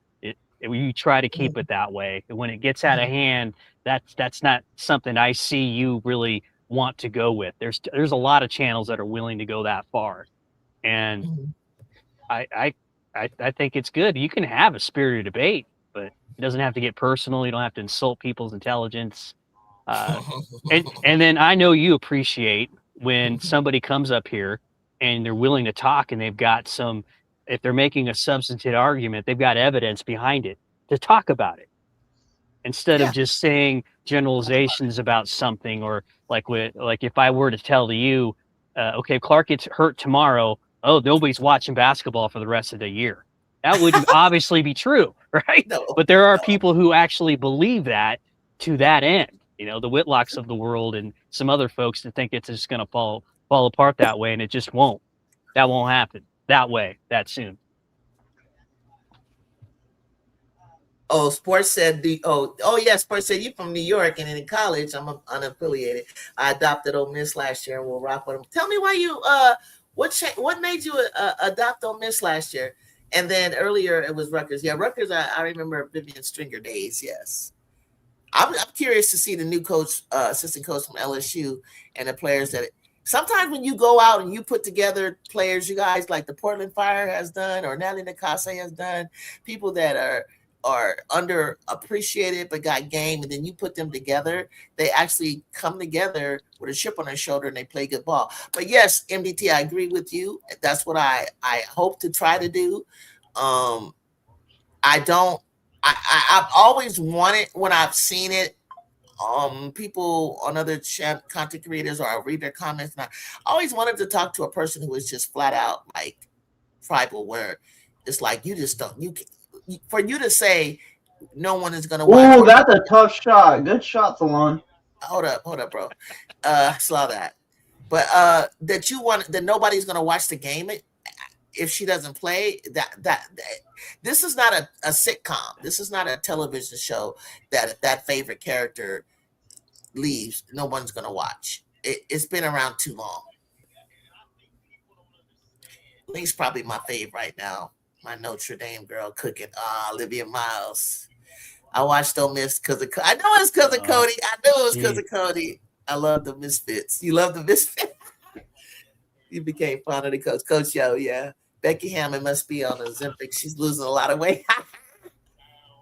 Fever better without CC. Melvin ain't playing. Melvin Harris be like saying the obvious. But I'm gonna wait and see if the verdict is out. Yeah, well, hopefully they can. They did play better without her last year. I'm not gonna lie, but I can't tell right now. They don't look good in general to me at the moment. I mean, they're not bad, but they're not. I mean, you know what I mean? They're like middle of the pack, if you know what I mean by that. Yeah, I mean they're still in the conversation, but if it continues, come on, La Foul. Is that me here? Is that me here? Go ahead, me here. There you go. That's good. Even the people claiming they won't watch will still watch. Yep. Christopher Parson. Christopher, I haven't seen you today. Hit my subscribe button. Come on, y'all. I don't want to be the one to constantly say that. MDT, Jacob, you guys got to chat. Keep letting the people know when they come in because I may catch some that I don't. You're good. You're good. Yeah, I'm going back and forth between the chat and the game, watching the game live. So my apologies. They definitely did. Oh yeah, that argument last night. Ooh, I know people were mad about that CC Stephanie White argument. I know people were mad about that. I do ball for real. I do see Kiki Rice ball, and I do. I never had a problem with Kiki Rice being a horrible player. I think Jacob and I don't. I didn't feel like she was that. That she was bad at all like that. I didn't know how she was going to do it. But when she got that procedure on her shoulder, come on, let's see, there you go. Go to the inside. Girl, you should have made that. I don't want to hear no excuses. They missed so many layups. I was just getting ready to praise you how you got outsmarted Asa just now. That's how you got to grow. You know what happened is that they spent too much time celebrating that win over Indiana. That just man. Yeah, it does. If you're talking about Cece, it does seem like people want to completely absolve her of any blame. There's no way you can do that. There's no way you can. If she's gonna get all the credit, then she has to accept the blame. Girl, come on now, go to the other side of the rim. The other side. There, she couldn't even get it. God damn! And I think whether you guys want to believe it or not, Asia is putting a body on her, and that's not fair. That weight is weighting her down, but she should have faded and hit that glass. White was the one having a tantrum. JR, she did. But right before JR, she raised her voice after Cece got up. She wasn't. No, she wasn't. It was Cece being demonstrative. Whatever it was, whatever she was saying back to her coach, to me, you should have been listening. I already have people that have blocked me. Why can't they play with the same intensity that they played the Fever? Loose ball, who's blocked you? Are you talking about content creators or other channels? The Aces are just beating them. They are playing with the same intensity. The Aces are just playing better. It's not because of CC. CC isn't doing anything that as of late. Didn't the Aces just got beat by the Sparks the other night? Isn't that right, Juju? They did. Yeah. Oh, okay. I got you, loose ball. Mm-hmm. Oh, I got you now. Okay, come on. Nice. Look at Breonna Turner even got. Is that Breonna Turner? Wait a minute. That 12th person on the bench, Breonna Turner? That who that is? Oh, yep. She went over there and started playing well. But you know, her and Jackie played on a championship team together. You do know that from college, right? Familiarity breeds some good stuff here. So she's comfortable. That third quarter set the tone. They weren't down by much. Now they're down by 18. Yeah, I've been loving how Cam Brink been playing. Yeah. I think Jacob, if that's somebody you be laughing at me cheering, I'll be cheering on Cam Brink. Hey, you know what? She's been hooping. I can't do nothing. Hey, that's all I wanted to hear. Oh yeah. Say, finally, what's the name of your coach that called her out publicly? Kinda, and then all of a sudden she's blocking shots. I'm all for the calling out. I'm all for the calling out. I love it. Like, let them know. I like it. I saw her in a game, and I didn't know this before, but she moves pretty well for a big like that. Gets up and down pretty well. She's getting better. She's getting so much. She's got thicker muscle. She looks not so skinny and wiry, and she looks solid after the injury. She looks good. She's actually playing basketball and doesn't look all wiry like Gumby. Yeah. But for real, she got potential, just never really reached it. She got hurt Cam that first year. Get a Batman mask. She got it. She's wearing the Batman mask because remember her nose got hit. Yeah. What other day, ball for real? She had 2 points. What are you talking about? Before she started playing well? Because that last game. Last game she had 2. What did she do good? Did she do something else? She got blocks or something? What else did she do? Because I don't. Some of these games I don't have access to, so I can't fully see it. I'm surprised she said 2 because I seen her score make 2 threes. Oh, is that the one against Connecticut where she only had 2 points? Yeah. Okay. Oh, I didn't see that game. That was yesterday. I'm looking at that. That's the game that Connecticut won. But Connecticut won because of Lacan. 9th pick, Lacan. 9th pick. Lacan. Really good. Yep. Let's see. And she was in the top 10 in that draft, by the way, guys. She was. Oh, yeah. 18 minutes, 2 points. So she 4 rebounds. So I'll give it to her. So she dropped. She didn't play. Yeah. For that game. Had been doing okay before that. I do too. She's been coming along real strong. You guys gotta remember travel.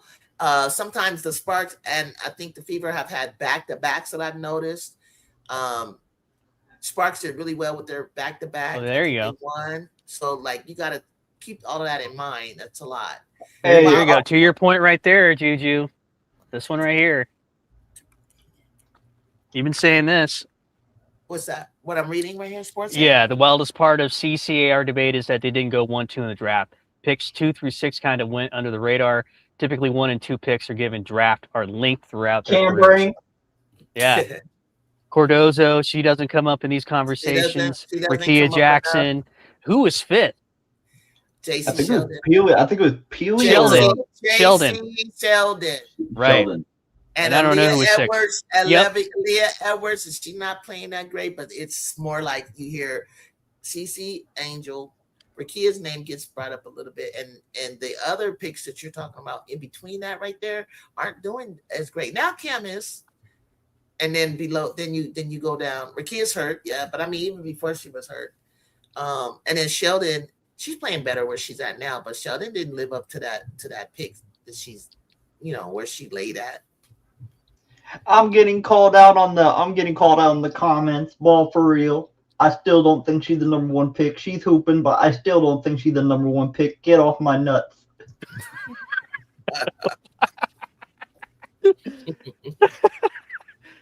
Oh, here you go. With all the drama that's going on with the Fever, could you go back to that one? Wait, I got it here. With all the drama that's going on with the Fever right now, do you guys believe Caitlin Clark is going to stay with the Fever, or is she going to sign with another team? I don't know how that would work because they got her rights through next season unless she signs an Epic. So would her only play be to try to sit out and force something? I don't know if she's got it in her to force something like that. And furthermore, if she's not going to do that, I don't see White going anywhere either. So inevitably, they may just have to work it out. Okay. Yes, they are going to have to work it out. For one reason is, where the hell is Clark going to go? The other teams don't need her style of brand of basketball. None of those other teams, name them, go down the list. Whose spot is she? They don't need her in the top 10 teams that I see. Who? And I just told you who's coming out of college. No, the Temple do not need a Caitlin Clark. Kiki Rice is fine. Marina Rayburn and what's her name, Slim, are trying to figure this thing out. And Kiki is the stabilizer. You throw Clark in there, it's like throwing a freaking firecracker into the fire. between Slim and Marina Mayberry. You see CC leading these two wing guards here. Okay, he said, what about an expansion team? Maybe Yeah. maybe she Cleveland. does need her own team. Maybe she needs her own team. Maybe it's Cleveland. Right. Cleveland in 20 will play out your year.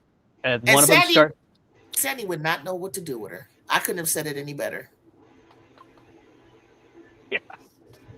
I rebuke that girl on my team right now. I like Marina Mayberry. She used to get on my damn nerves. She used to be the biggest crash out, but still is. He said, Jared said, thanks, Juju. I'm just saying, no. Stop throwing that. Don't throw that. That girl cannot go on any of these established teams from Atlanta to Phoenix. No. To the Valks. No way. To the Aces. No way. To the Sparks. No way. To who? Connecticut is going to be the Comets. CC is not a Comet. Let's go. Hell no. Seattle, no. Seattle, no. I'm only saying that not just because of her attitude. It's also because her play style needs to be with not Portland. They're doing fine. So you're right. Maybe one of the newer expansion Cleveland, teams, Detroit, Philadelphia. Okay, go for it then. I'll go for it. Yeah. Build a team around her on one of those expansion teams. CC and Flajay. Ozzy looked more like a spot-up shooter first couple games. Yeah, she's been coming on lately. AZ's been coming on lately.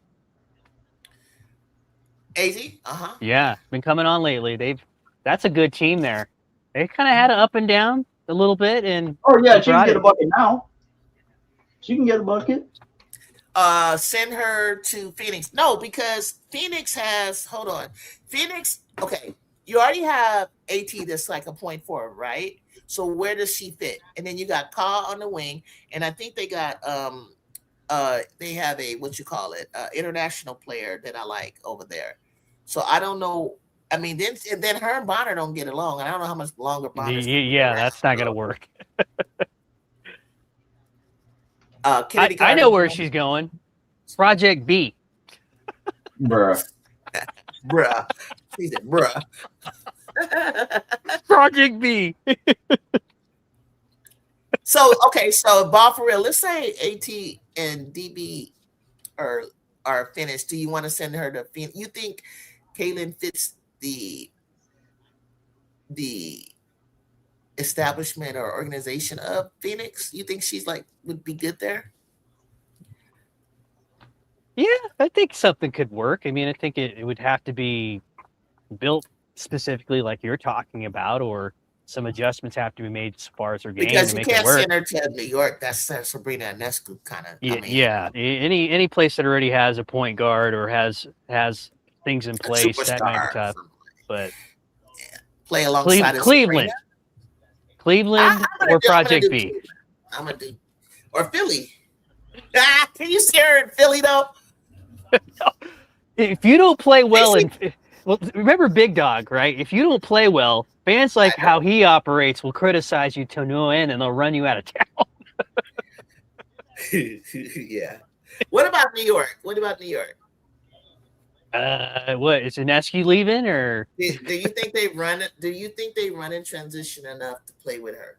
I'm just saying. I'm trying to benefit CC. I'm trying to put her somewhere where she's not outrunning the team. Okay, if she gets some of these up and comer coaches might be able to put something together that aren't completely set with what they want to do.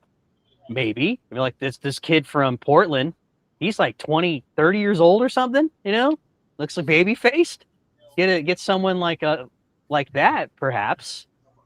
Donnie said that CC can play with any of these teams. Did you not see her in the All-Star game?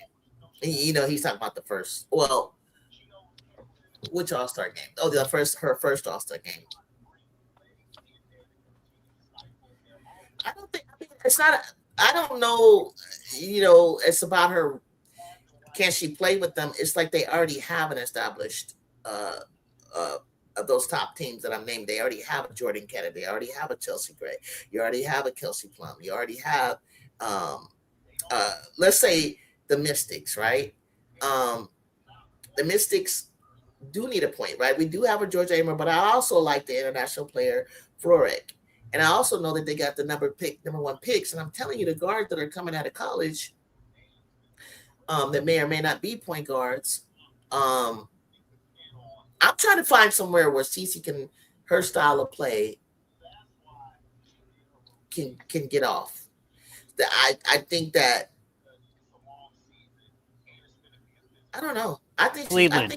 Indiana is the place for her. I don't know. But I don't know Cleveland's still in the Midwest. Okay, I see you with that point. Detroit. That'd be another 2 years, though. Okay, Detroit. That's another 2 years. Okay. But you just said we have to wait after one more year. Yeah. But, then again, you might be able to work a trade. Why can't we just go one more year and them two work it out? That would be the best case scenario, perhaps. I mean, sometimes it could be ugly for a minute, and then you have the best relationship you ever have because you're getting real. Mo Billings has to get going. That's true. She does. But are we counting on her to get going, though? That's the thing. Are we counting on her to get going? I hope so. Somebody needs to. She's never been that type of player, though. Yeah, she's come off the bench, but she's had moments. But I think you were hoping that she could produce somewhat to Howard. Because she's 6'4". I just learned that today when I looked her up. I didn't know that. I looked her up. She's 6'4". She produces rebounding. She's been on winning teams. It's like she's got to start producing. Would they be a winning team? Not sure, but it's the best chance to give those fans what they want statistically. I agree. I think they're worried about her ankle. Oh, okay. Connor apparently is leaving Butler and is waiting to find something else. Her fiance. Yeah. Okay. Yeah, but I thought that was announced in April, way back a little bit ago.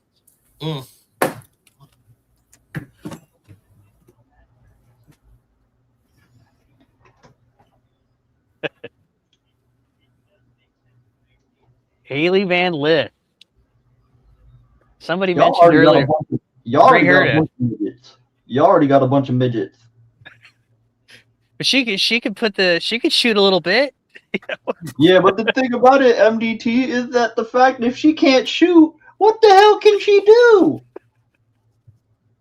Yeah, you're right. I don't have an argument against that. That's true. Hey, where's my guy Kyrie at? You're the one that woke my ass up. You're the one that told me to get on the panel. Kyrie who? Irving? Kyrie Darnell. No, I haven't seen Kyrie. He must have been talking about something else. Somebody else. No, he joined the chat a little bit ago. I didn't see him. Yeah. Kyrie, come to the front. I didn't see Kyrie. He must be cheating on me. He over there. Chill. Do not do this bullshit with me today.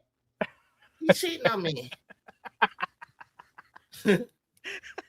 Hey, FDT, no, I can come into a comedian, turn into a comedian real quick, but I don't want to do that today. Yeah, that's true. The day that you were on that other live where you're getting chewed out just for asking questions, or when they wanted your opinion, you're like, "What are we talking about?" That was great. Hey, Kyrie is right here, Auntie. Dude, put his comment on the screen. He's right here.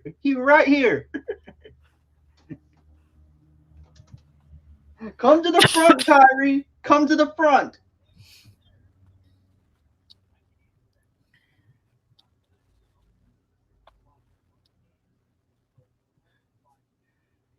Well, I gotta say, the Vegas actually is doing some good stuff. I don't know what's going on with my bouts. No, we're not sending it to Portland. Portland is fine. Don't be disrupting. Portland is better than FIBA. Why do you want CC on Portland? Yeah, Junior doesn't want CC on the West Coast. She wants to keep her east of the Mississippi. I'm just saying Portland is fine. Carla, I'll take Carla. Let Late. Late. Carla, I'll take her over TC any day. Man, I did not forget about you. I didn't even see you say, "Hey, what's up, Auntie?" I did not. Man. Oh yeah, that's the reason, Ball and Chill. You're exactly right. It's because Jackie woke up. That's the only way you go out there winning right now, because Jackie has been hurting them. And see how I can be honest about that? Damn, Gabby. See, this is the Gabby. You're tired. Gabby, good pick. Good pick. Too much partying. Good job. The thing about Gabby We're celebrating.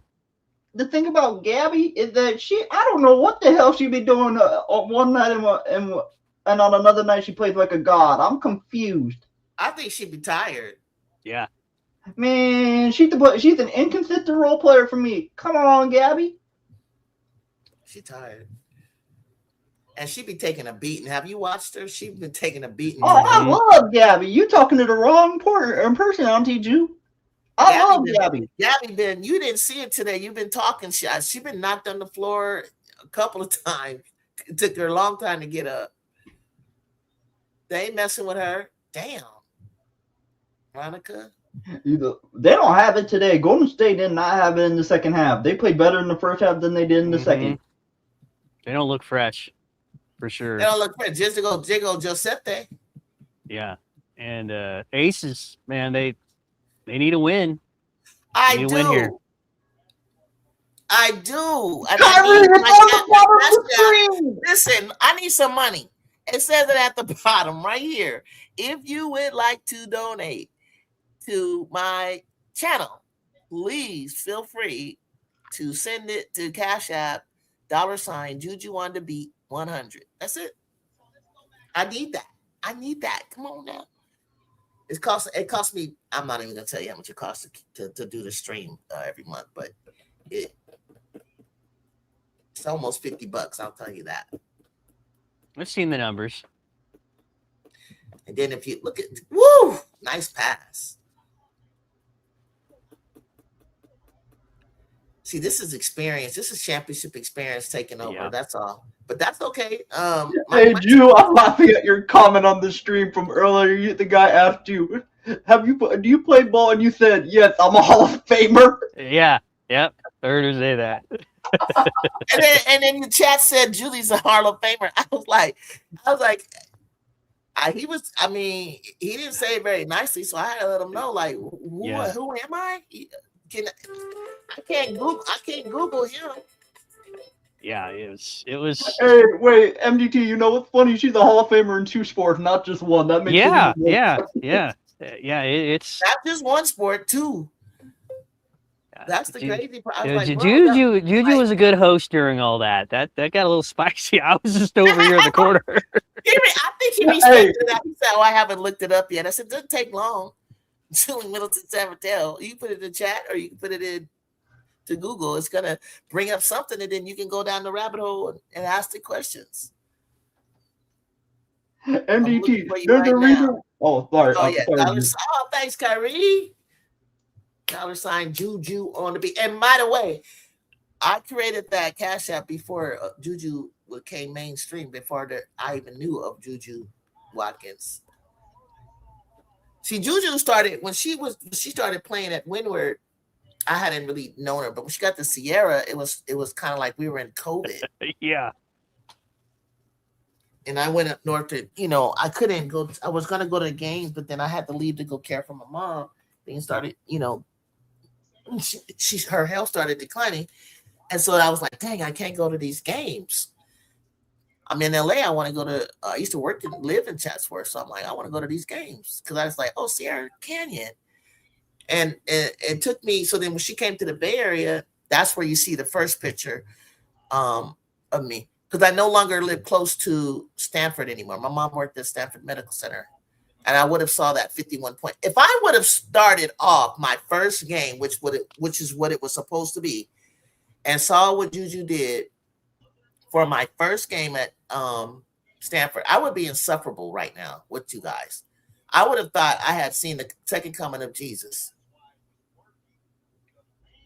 That's how much the crowd was like, eventually the crowd kind of started cheering for her, but they were ranked, Stanford was ranked number 4. We had never seen that before. So we were looking at, they were watching her, and I don't think that ever seen anything what was taking place.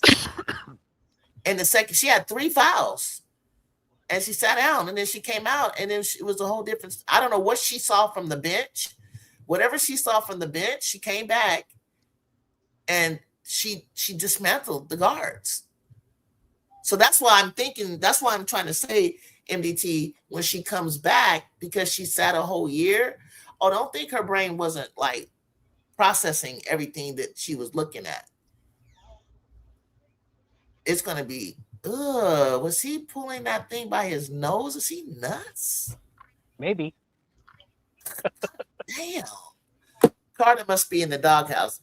Oh, I don't know. I don't like what happened with her on social media. I really don't. I'm really disappointed. Yeah. I hope they can get that worked out with her for her sake. I want to see her do well. He said, "Oh, Cash App, everybody's Juju on the beat." My little nephew and niece had introduced me to, and my godson introduced me to the song "Juju on the Beat," Juju on the Beat, and it just kept, I was like, let me use it. I just created it. I didn't know it was like a whole big shebang. Do you think it's retaliation for some of the nonsense that she said online? I think she just got. I think so. I think that she got tired of the UConn fans, because that's the people's princess to them, and it's just basketball, them two going back and forth, and that's how AZ saw it. But I think what the part I'm concerned about is she starting to feel like she should start? And that's the problem. I'm like, Jackie just went through some personal problems. The woman can play. Not saying she's better than Kennedy, but or not. But I was like, she's earned that spot.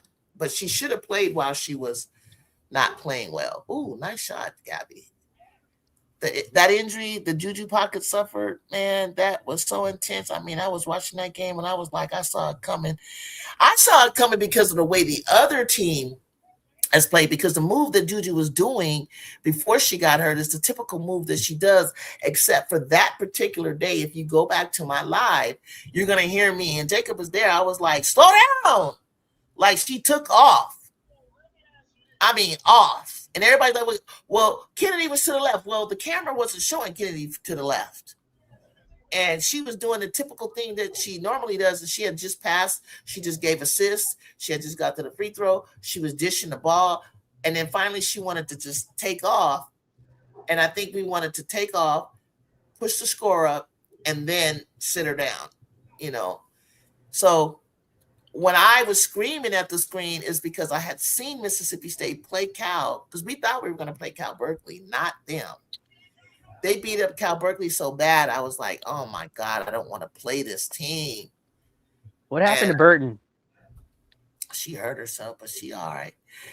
It's because the way you run, the way you run. I mean, you can tell some players because of the way they run their style run, it make it easy for them to suffer injury. Yeah, I agree. I think Becky cut Ken Carter mine by half, 10 minutes, about 10 minutes. Yeah, she meant 10 minutes. But I mean, they're ahead. So why? Maybe she's trying to gain Jackie's confidence and her stats back up, because she could put her in. Ooh, Melissa, you're so goofy. You couldn't even finish that. Damn, it's a nice pass. Pull that shit down and then lay that shit up. She gave you just enough on there. Becky's showing who's the teacher right now, you guys. She's showing that Allie, I'm the teacher. You're not gonna beat me every time we play. When you run, you have to run with discipline. Absolutely, I agree. And I mean, like I said, I don't think it was her fault. She did the same thing she always does. That injury is just a freaky injury. Nice pass again. Come on, girl. Listen, you're doing exactly what you did at the Fever. You're looking fat and slow. Why couldn't you finish that? Put that into something. There you go. Hey, cut it down. You're down by 14. This is a winnable game by 2. Hey, Jude, the Valkyrie couldn't do this earlier? No. Now y'all want to do this? This game is over. No, it's not over. Go. It's a minute left, Jude. Oh, They're here- not going to come back in a A minute good left. question here. What do you think the next week's power rankings will look like? I don't agree with that, Jay. The ACL today with medical technology, and depending on how you tore it, it's going to be better because I'm sure that Juju got the best medical treatment of all time. Like she, some people take it from the thigh, take it from they reconstruct it. I mean, she's gonna be fine. If you haven't seen her lately, you'll know what I'm talking about when you see her. I know this. I've been watching this kid's body develop since her freshman year. I see her parents, met her parents personally. The way that family is built, she's gonna be extra fine. I mean, probably better than she was. Nalissa needs one of those mops. She's always on the floor. Game over. Okay, game's over.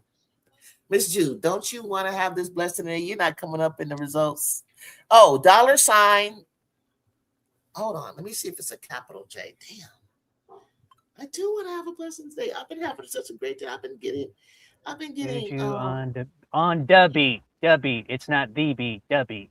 Oh, shoot. Good catch. I'm What? saying it. Oh, thank you, bro. I've been saying it like that, but I didn't write it like that. See, that's why MDT, that's why I needed you, bro. Like, that's terrible. That is terrible. Why did I do that? It's Where is that ticker at? It could Damn. easily happen. Easily happen. Oh my gosh. And I wrote it right here on Dubby. Right here. It is up there like that. He is writing Dubby. See, that's you. What's my name on my? Let me look at my cash app. Hold on. I know it's the beat on my cash app. Because that's the way I wanted it to say. How do you find out what your name is on this thing? I'll tell you, you young folks. Let's see. Yeah, I can see the card. It says $. Oh, lowercase j. Lowercase j. Tell me if you find it. Let me fix that, guys. I'm a little disappointed right now. I really am. In who? In the Valks.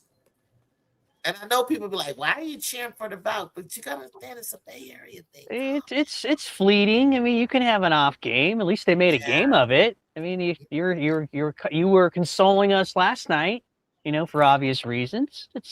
Stuff kind of works. They're still formidable. And what's this? What is their record if they lose this game? I think they're going to be 5-4. Okay. Yeah, they're still going to be in the conversation. Just Aces came in, needed a win. They needed to win today because they did. The Valks will be 5-3 after this game. I am too, Kyrie. I'm disappointed in my Gabby because she had just won me over because everybody Gabby this, Gabby that. I'm like, what is the big deal about Gabby? And then the Aces moved to 5-3 with a win. There it is, guys. $ lowercase JUJUONDABEAT 100. Chicago said Chicago's not sold on the Valks. And they made it to the playoffs. Yeah, the argument there is they don't shoot so well. They're not too decent offensively, but they're great on defense, and they're first in the 3-pointers made. So they got to play a certain style of basketball. And if they get down by double digits or more, it's hard on them to come back. And you saw it in this game too. So, and I'm not sure. I think they lost to Chicago. And I don't know if that game was that way as well, but this one for sure. Don't know if they can come back when they've been down so much. They got to keep it close.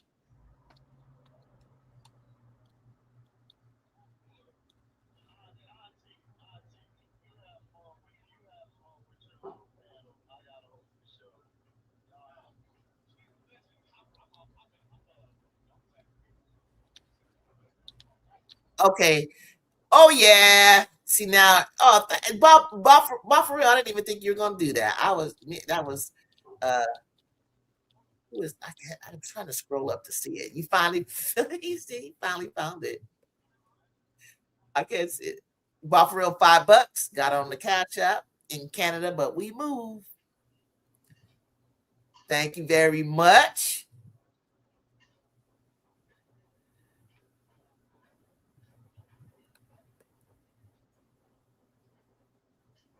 That's me. And then why aren't the Valkyries playing like this earlier? Good point.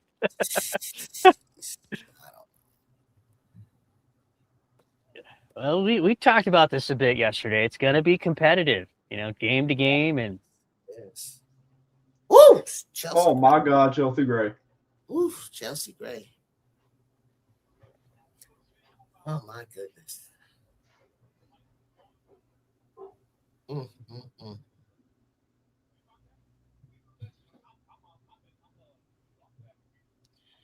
And they feeling it too. Once the Aces get confidence, you can forget it.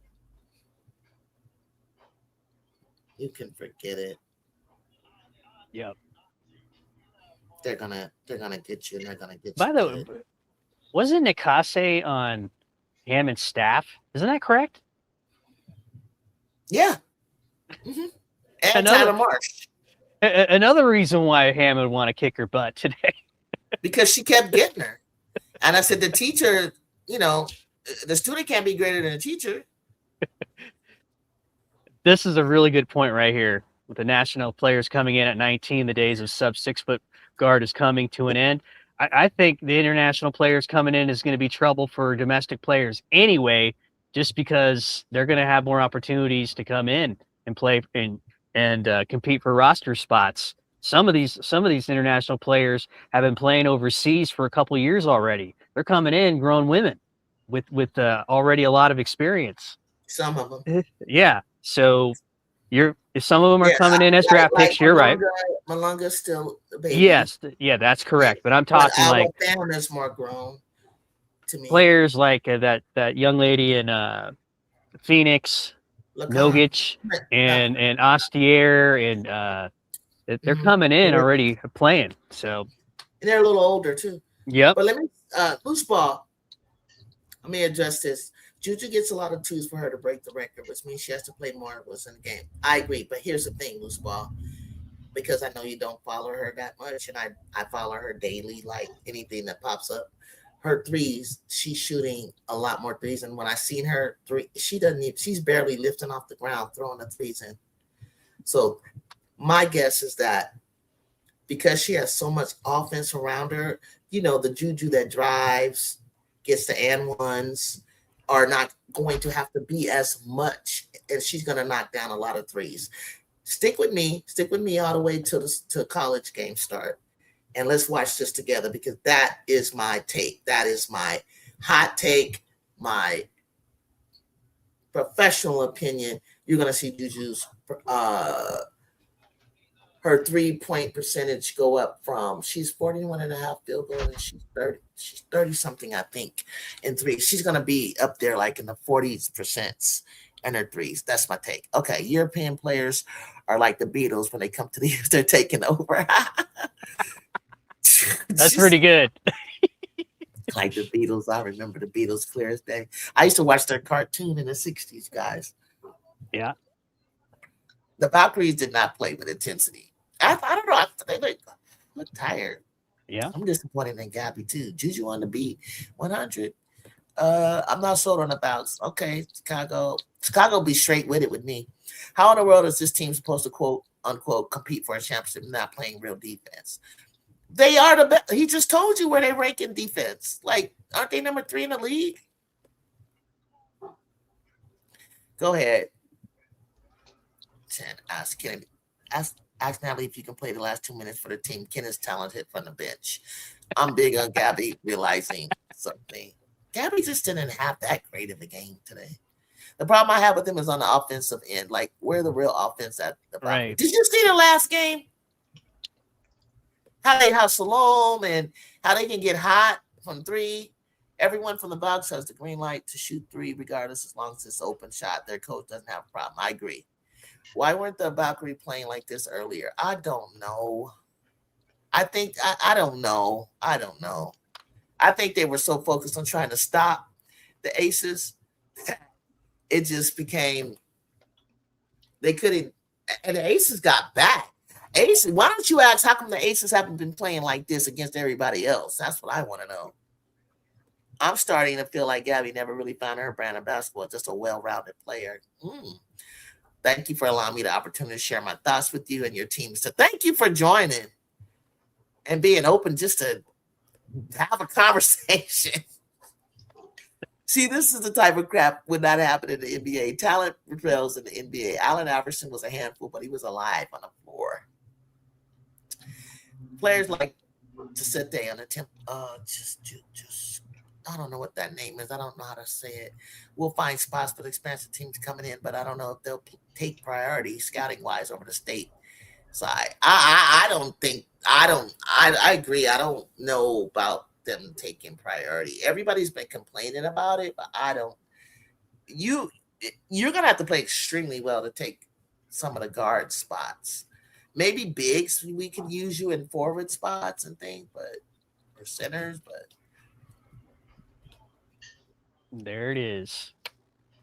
Make it, shoot it. Damn, that was it. That was an interesting shot. If she would have made that, maybe they could have fouled and slowed the clock, but forget it. I'm sure. I mean, that was a 2. That didn't make sense to me. Was it a 2 or 3? It was a 2. I think that Veronica, I think that they showed their inexperience just now. I think the Aces look like the Aces, the championship team that they are, in experience. And I love the blocks that I saw Kia trying to go hard at Asia, and that was great. Letitia, the blocks that they had on Asia, and they called a foul, which it wasn't. And I think you start taking the wind out of them. And then little Veronica, she got sped up. And also the girl that just took the shot, they got sped up. They shouldn't allow that. I hope Kennedy is going to be all right and don't get on thread saying nothing crazy. You guys, I really do. I hope that she realizes Teresa Witherspoon took her neck out for you to get this job. Don't do it, Mama. Because thank you, Kyrie. I just see it pop through. Thank you, guys. Thank you, Volunteer. Where's Volunteer? Send that to. I don't see it on here. Maybe it went to YouTube. If you send it to YouTube, they take a chunk of it. You never really see. This was great today, man. MDT, Jacob, you gotta go back and watch it. It was good until it. I'm not gonna say that it wasn't. But I think, MD, they got off rail. It was, if you like that kind of back and forth, then which I do sometimes, it got kind of crazy. Yeah, I was asleep. I look at my Instagram messages, and Kyrie texted me saying, "Jacob, get your ass in the chat. Get your ass on the panel." Jacob be loving that drama. Yeah, it was there. It was there. I'll be right back. Give me a few seconds. Nephew always say, I ain't got that much time, which means he gets to talk for 15 minutes and you can't interject. And it's like, oh yeah. That's exactly what happened. So didn't Carter hurt her hip early? Oh, maybe. So she was hurt? Maybe. Okay, good. Because I don't want to hear her. Look at my boy. Look at E40. See, E40 is from Vallejo, where my dad and my brothers lived. And then Chelsea, she's originally from the Bay. She played in Stockton, and that's more up, northern than me. I'm on the peninsula or Silicon Valley side where I come from, and then she was in Stockton where there's no water over there, and then E40 is like over there in Vallejo, which is all heading north. So he reckon, and then and Sabrina, she's from the Bay Area. She's from Walnut Creek. So I honestly was thinking that Sabrina was going to go to shout out to 40 Water. Yeah. I was thinking that she was gonna go be an asset to Portland Fire before I saw the team, and because they love her up in Oregon, but I'm like, you know what? No, I don't even want her up there. I don't even want her up there. I like what they got going on. She only got Asia Wilson had 2 fouls. That's it. 28 and 15. Oh my. Jackie Young, 23 and 7. She woke up. Sure did. Carter only had 9 minutes, 6 points, 1 rebound. So you think that Kennedy got hurt? I'm hoping that's a minor injury, minor, where it's just maybe a little tightness, but I hope it's nothing else more than that. But I mean, I heard they say that she has a special whistle, but for me, I had been watching like last year and I started getting irritated with it. I didn't know that other people, I wasn't really paying attention because, like you said, I don't really listen to the comment, but I started reading it, but I was like getting mad. When I first started noticing it, I was like, come on now, Asian. Like, you can't go jumping into somebody right there like that. They probably called a foul, and Kayla Thornton was there the whole time. They better not call nothing if you're going to call anything. Oh, a bone bruise. Ooh, a bone bruise. Where'd you see that, Jacob? Loose ball said that. Loose bone bruise. Okay. Bone bruise. You saw that? Let me see what they're saying on this.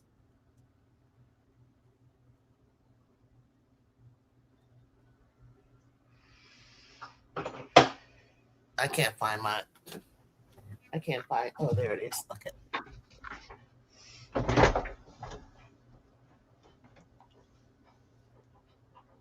Oh, okay. So during the game, she must have landed on her behind and got a bone bruise. Kyrie, I'm gonna go rewatch the stream. You just told me, but you just texted me about it. I'm gonna go rewatch it.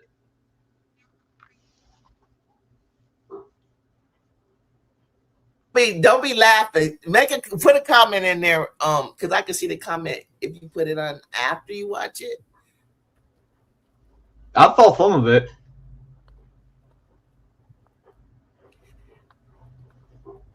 Kyrie said, "Bet." Hey, Drew, I made a promise I think I was talking to Jay on another panel. You know Jay. He sometimes pop up in the chat. Mm-hmm. I was just talking to Jay, and I said, "All right, bet I'll pull up to a USC game this year. I already kept my promise. I got to pull up this year. I got to pull up." We're gonna be thoroughly entertained because we're gonna be packed out every game. I think we'd be packed out from the very beginning, even in the non-conference game that I wonder who wants to play us. Actually, it'd be great. Even when Juju didn't play, unless it was UCLA or something like, or a team that was like we'd never really seen, like a Maryland or, no, we went to play Kiyomi away. We regularly had 3,000 to 3,500, then 7,000, and we might have got up to obviously like 9-10 for UCLA, but this time, because from the moment she steps on boards at home, I'm sure we want to welcome her back. Like, I'm gonna go see her first game, and Aces, me and Jay that be in the chat, we're ready. We're waiting for the tickets to come out. What's it called? Jew, Kyrie had the question for you. Oh, Jay with the double Y came in yesterday for a quick second and said hello. But I talked to Jay offbeat in Discord or on the phone. Jay been grading papers. It was coming to the end of the school year. So I gotta catch up. I gotta catch up to Jay.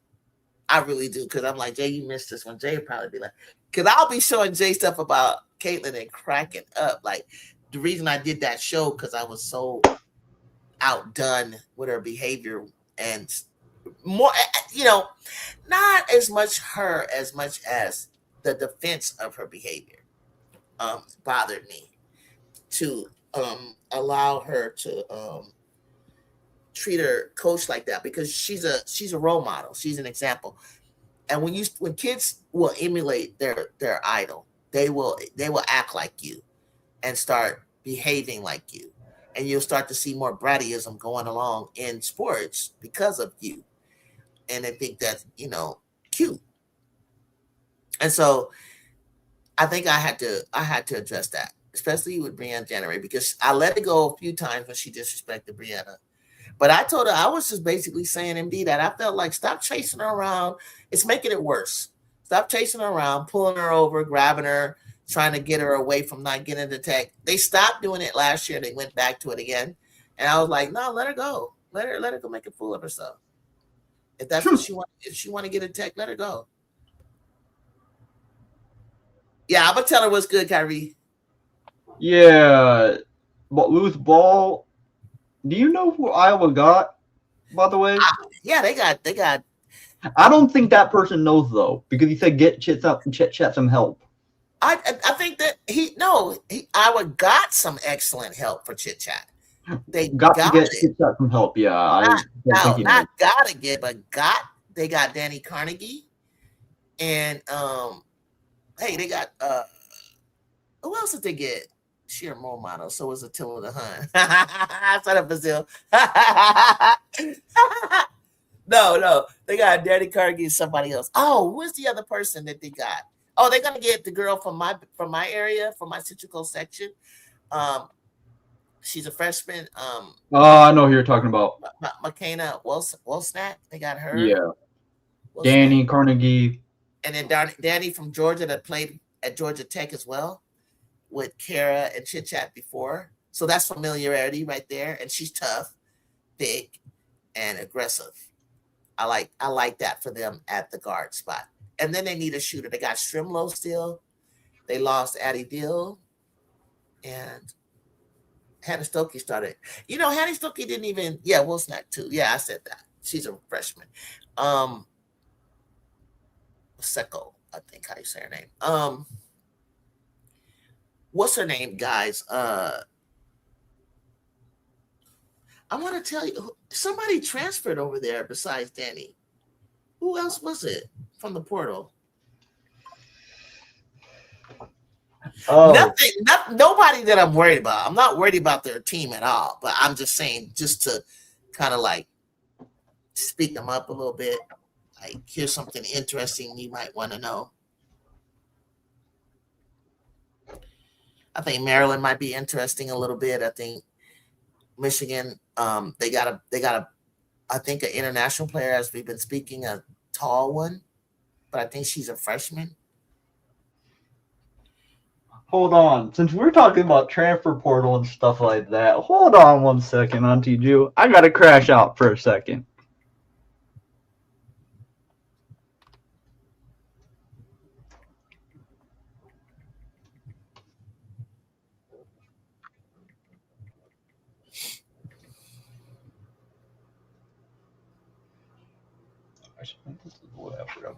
Danny Carnegie, Amari Whiting from Oklahoma State, and not Jocelyn.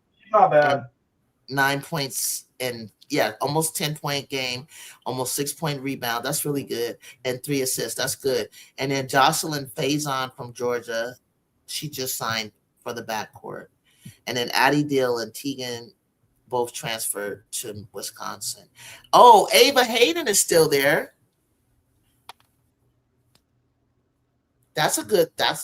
Okay. All right. Hayden should be getting better. That's not a bad. That's RC's team right there.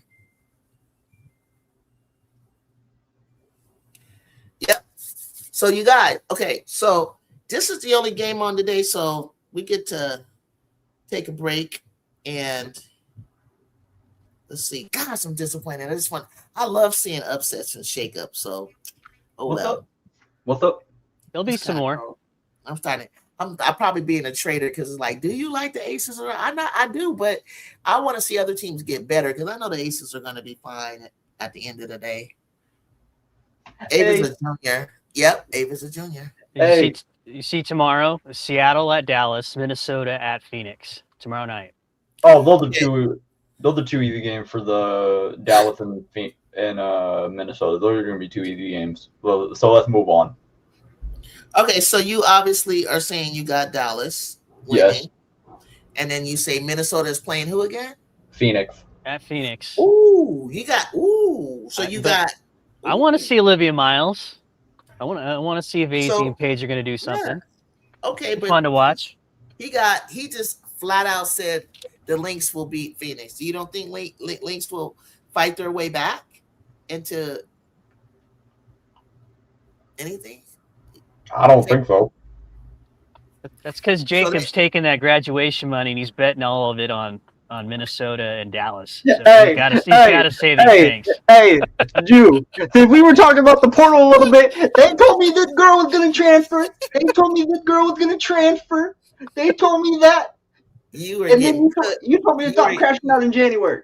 you were getting cooked all. They were trying to cook him in other, because I wasn't up with that much, but they were trying to cook him in other YouTubers, and I was like, Jacob, Kennedy, my kid dog is not going anywhere. Are you sure? I said, she's not gonna go anywhere. Okay, relax. And then doubt started creeping in on me. And then I was like, okay, get it together, get it together. Jacob was like, but I said that. And then, on TikTok, she's saying that. And I'm like, no, my kid dog ain't gonna do this to me. She's just not. And there she is. And so he showed me his shirt and he said, I'm ready. Can I go now? So I'm going to dedicate a whole thing to you. Hey. To all those people on Threads and YouTube that they were saying that she was going to transfer, F y'all, because y'all were wrong. Auntie Jew told me to crash out in January, that she wasn't going to leave. You did tell me that after her video came out about her saying, "Oh, I'm not leaving, so I don't know why y'all even asking me." Hey, she's back. She said, chosen for life, baby. What you talking about? Hey, we got the goat back. Juju Watkins coming back, so that's gonna be another heartbreaker for everybody. And I think people don't like people to be absolute, right, MD? You know how people, and I admire people that go, Caitlin Clark is certain things, right, that they'll be absolute about. Well, there's certain things about Juju that I'm just absolute about, and one of them was when she was going to go back to stores and play Connecticut for our home and away thing. So the first game was going to be there. And they were like, are you sure she's going to win? I mean, they're going to stores. And I'm like, they're going to win. Like, what are you worried about? Like, no, they're going to. And they were whooping them by 18, 20 points through the whole game until the end. When they start pooping out, running out of gas, they won by 2, which is fair because Connecticut was a good team. And so we won. And so then I was like, and she's going to be National Player of the Year. Oh, no, Paige. And then Paige started kind of being regular. And then then they start saying, well, Hannah. They're going, Hannah. And I was like, Hannah? Okay. Hey, Drew, look at what Kyrie said. And we know what happened. Who actually thought our future CC stopper was leaving the Trojans? Man, I don't want to say. I'm not saying. Hey, Kennedy Smith is back. Big Ten Defensive Player of the Year. She's going to be top 5 in National Defensive Player of the Year. Stop playing on her name. That was disrespectful that she got left off the list, that she decided to say, you know what? Let me come cook these girls real quick. Let me come here. Hey, I'm sorry, Jazzy. You a really good defender. You not better than Kennedy Smith on defense. You very good, though. But you very good, though. And people were telling me, like, oh, but Jazzy got better defensive stats. I said, that doesn't mean she a better defender. Well, one of the stats, for instance, was the same as Kennedy's. And that's why I was like, you guys are funny. You're not really looking at, they can't put both names up there. It was like directly the same. Sometimes it was like their stocks were the same. It was in blocks. So I was like, but Jazzy never really takes on a defender, the number one player on every team. That's what Kennedy was asked to do. And then you wanted her to, and then she ended up averaging a point more than she did the year before, which I was really happy for, because I was like, I had to do what she did. I was a two guard that would guard a point guard and pick people up 94 feet. And then you want me to have legs for shooting? It's like her usage. You wanted her usage here, and then you wanted her defense here. Juju's usage, Juju is Juju because she's a great help side defender, great, but she's not guarding the number one person all the time ever. Like, she might hit a Kiki every now and then. She might have jumped on Paige sometime. She's gonna get matched with it here and there. But when your usage is way up here, and then you try to be the number one defender, I don't know anybody who can do that. What's it called? They also, there's a reason why Lindsay got Kennedy Smith to help Juju on the defense, help Juju, because Kennedy said, okay, I don't need to be the leading scorer. I'm gonna go help you. I'm gonna go help you on the defensive end. I'm gonna go do other stuff for you. Juju wanted her. Juju actually wanted to play with Kennedy. If I were her, I would have done it. I want Kennedy playing with me. I don't want her to go to South Carolina. I don't want her to go. Kennedy doesn't fit anywhere to me but USC. Yeah. For me, I mean, if she wanted to go to Ohio, maybe she can play with Jelani. That was a friend. Ohio? What is in Ohio? Cleveland. Oh, hell no, MDT. We're not doing this bullshit today. We are not doing this today. Ohio is nothing but oh, no. Actually, shout out to my guy, Brass Tags, but nothing is in Ohio. Well, they're getting an expansion team next year. Hey, wait, MDT, where are you at? In the Midwest. You play something you're not in Ohio. I'm not in Ohio. Okay, because I was about to flame you for being in Ohio. No, I'm not in Ohio. I was just being funny because I was just listening. I was just listening to the discussion about USC and college basketball. So when you said Ohio, that was my first thought. Hey, Cleveland, the Ohio State University. Yeah. That's my uncle, my goddad, my uncle, and my cousin. Their alma mater is the Ohio State. He started at New York University, but he was involved in some sort of protest back in the day. And so they kicked him out, and then he went to Ohio State. And then my cousin graduated from Ohio State University as well. But I don't know much about that area. We're just from New York in Canada. Oh, Juju's not going to no Phoenix Mercury. Please stop this bullshit. No, right now they're saying she's a comment. Because they think she's coming out this year. They said she's coming. Hey, Ju, you know what's funny? You know who they said? I was talking to Brath earlier, like a few days ago, and he said, "Oh, she's going to LA with she's going to LA. They're going to fire Len Roberts." I said, "Who do you think is a good candidate for Juju as the coach?" He said, "Teaspoon."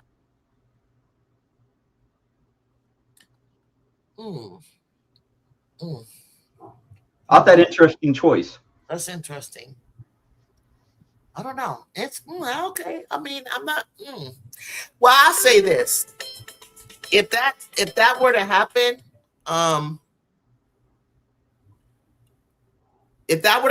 she needs to get a hell of a better assistant than the one she had. You don't like Abani? She needs better. She needs way more experience than her friends that she had. Crystal Robinson and Taj. What was that girl? Ty Young. No offense to them, but I need her to have like real more experience. You don't like Abani Hoffman? Oh, and Sydney Johnson was her assistant too. Huh? Who? Devani who? Abani Hoffman. I'm talking about the Sparks. Oh, Ebony. Yeah, my friend. Of course I do. I was talking about Teaspoon. If Teaspoon. Oh no, because I'm talking about her going to L. Oh no, Ed, I forgot. They take away the assistant coaches once the head coaches fired. If they didn't, of course, I'm gonna always say I just saw Ebony and took a photo with her. That's my dog. Like, I'm always gonna be Ebony stays. I love Ebony. That's the dog. That's my dog. She needs to. She needs to stay. She represents LA. Yeah. So yeah, she can stay, but I still want a male or some more experience over there with Teaspoon. Period. Like, she's still young. Her decision making really wasn't fast enough on the spot. Like, she didn't really have what needed to happen next. But with Juju, you don't need to, because certain players, you don't need to coach them all the way through like that. Like a lot of times, Godly was just letting her do her thing, and she's working around because it's a free flowing offense. That's why I like Portland. I wouldn't want Juju in Portland, but I could see her work well with Portland, believe it or not. I didn't see it at first, but I saw it last night. Mercury are taking donations right now. Hey, you know what's funny? I was listening to CC's last video about what's her name? Shimmy Miller. I was cracking up at that whole video. She was like saying, "Oh, I'm sorry, I gotta say something to you, Shimmy. I'm sorry." Cece was cooking. She was not holding back, and I was proud of her. Okay, I gotta go. I have someone out. I'm buying something that somebody brought by. Let me run, guys. But I thank you. Teaspoon got caught up in the media. That's true. I could see Juju in Toronto. Everybody kept saying that, but that's not a good market for her, ball for real. She needs to be in a big market, but I wouldn't mind it personally. Okay. Juju with the Kiki though, that wouldn't be bad. I know, but it's about market. I get you. She's not gonna leave if you go and put her in some crappy ass market. All right. Okay. MD, once again, Jacob, once again, I might come on later on tonight if y'all want to shop it up. Please join me. I'm down. Look at no, Ronald. Anyway, Ronald said to Chicago Sky. Hell no. No. All right. Peace, you guys. Okay, bye-bye. Take care.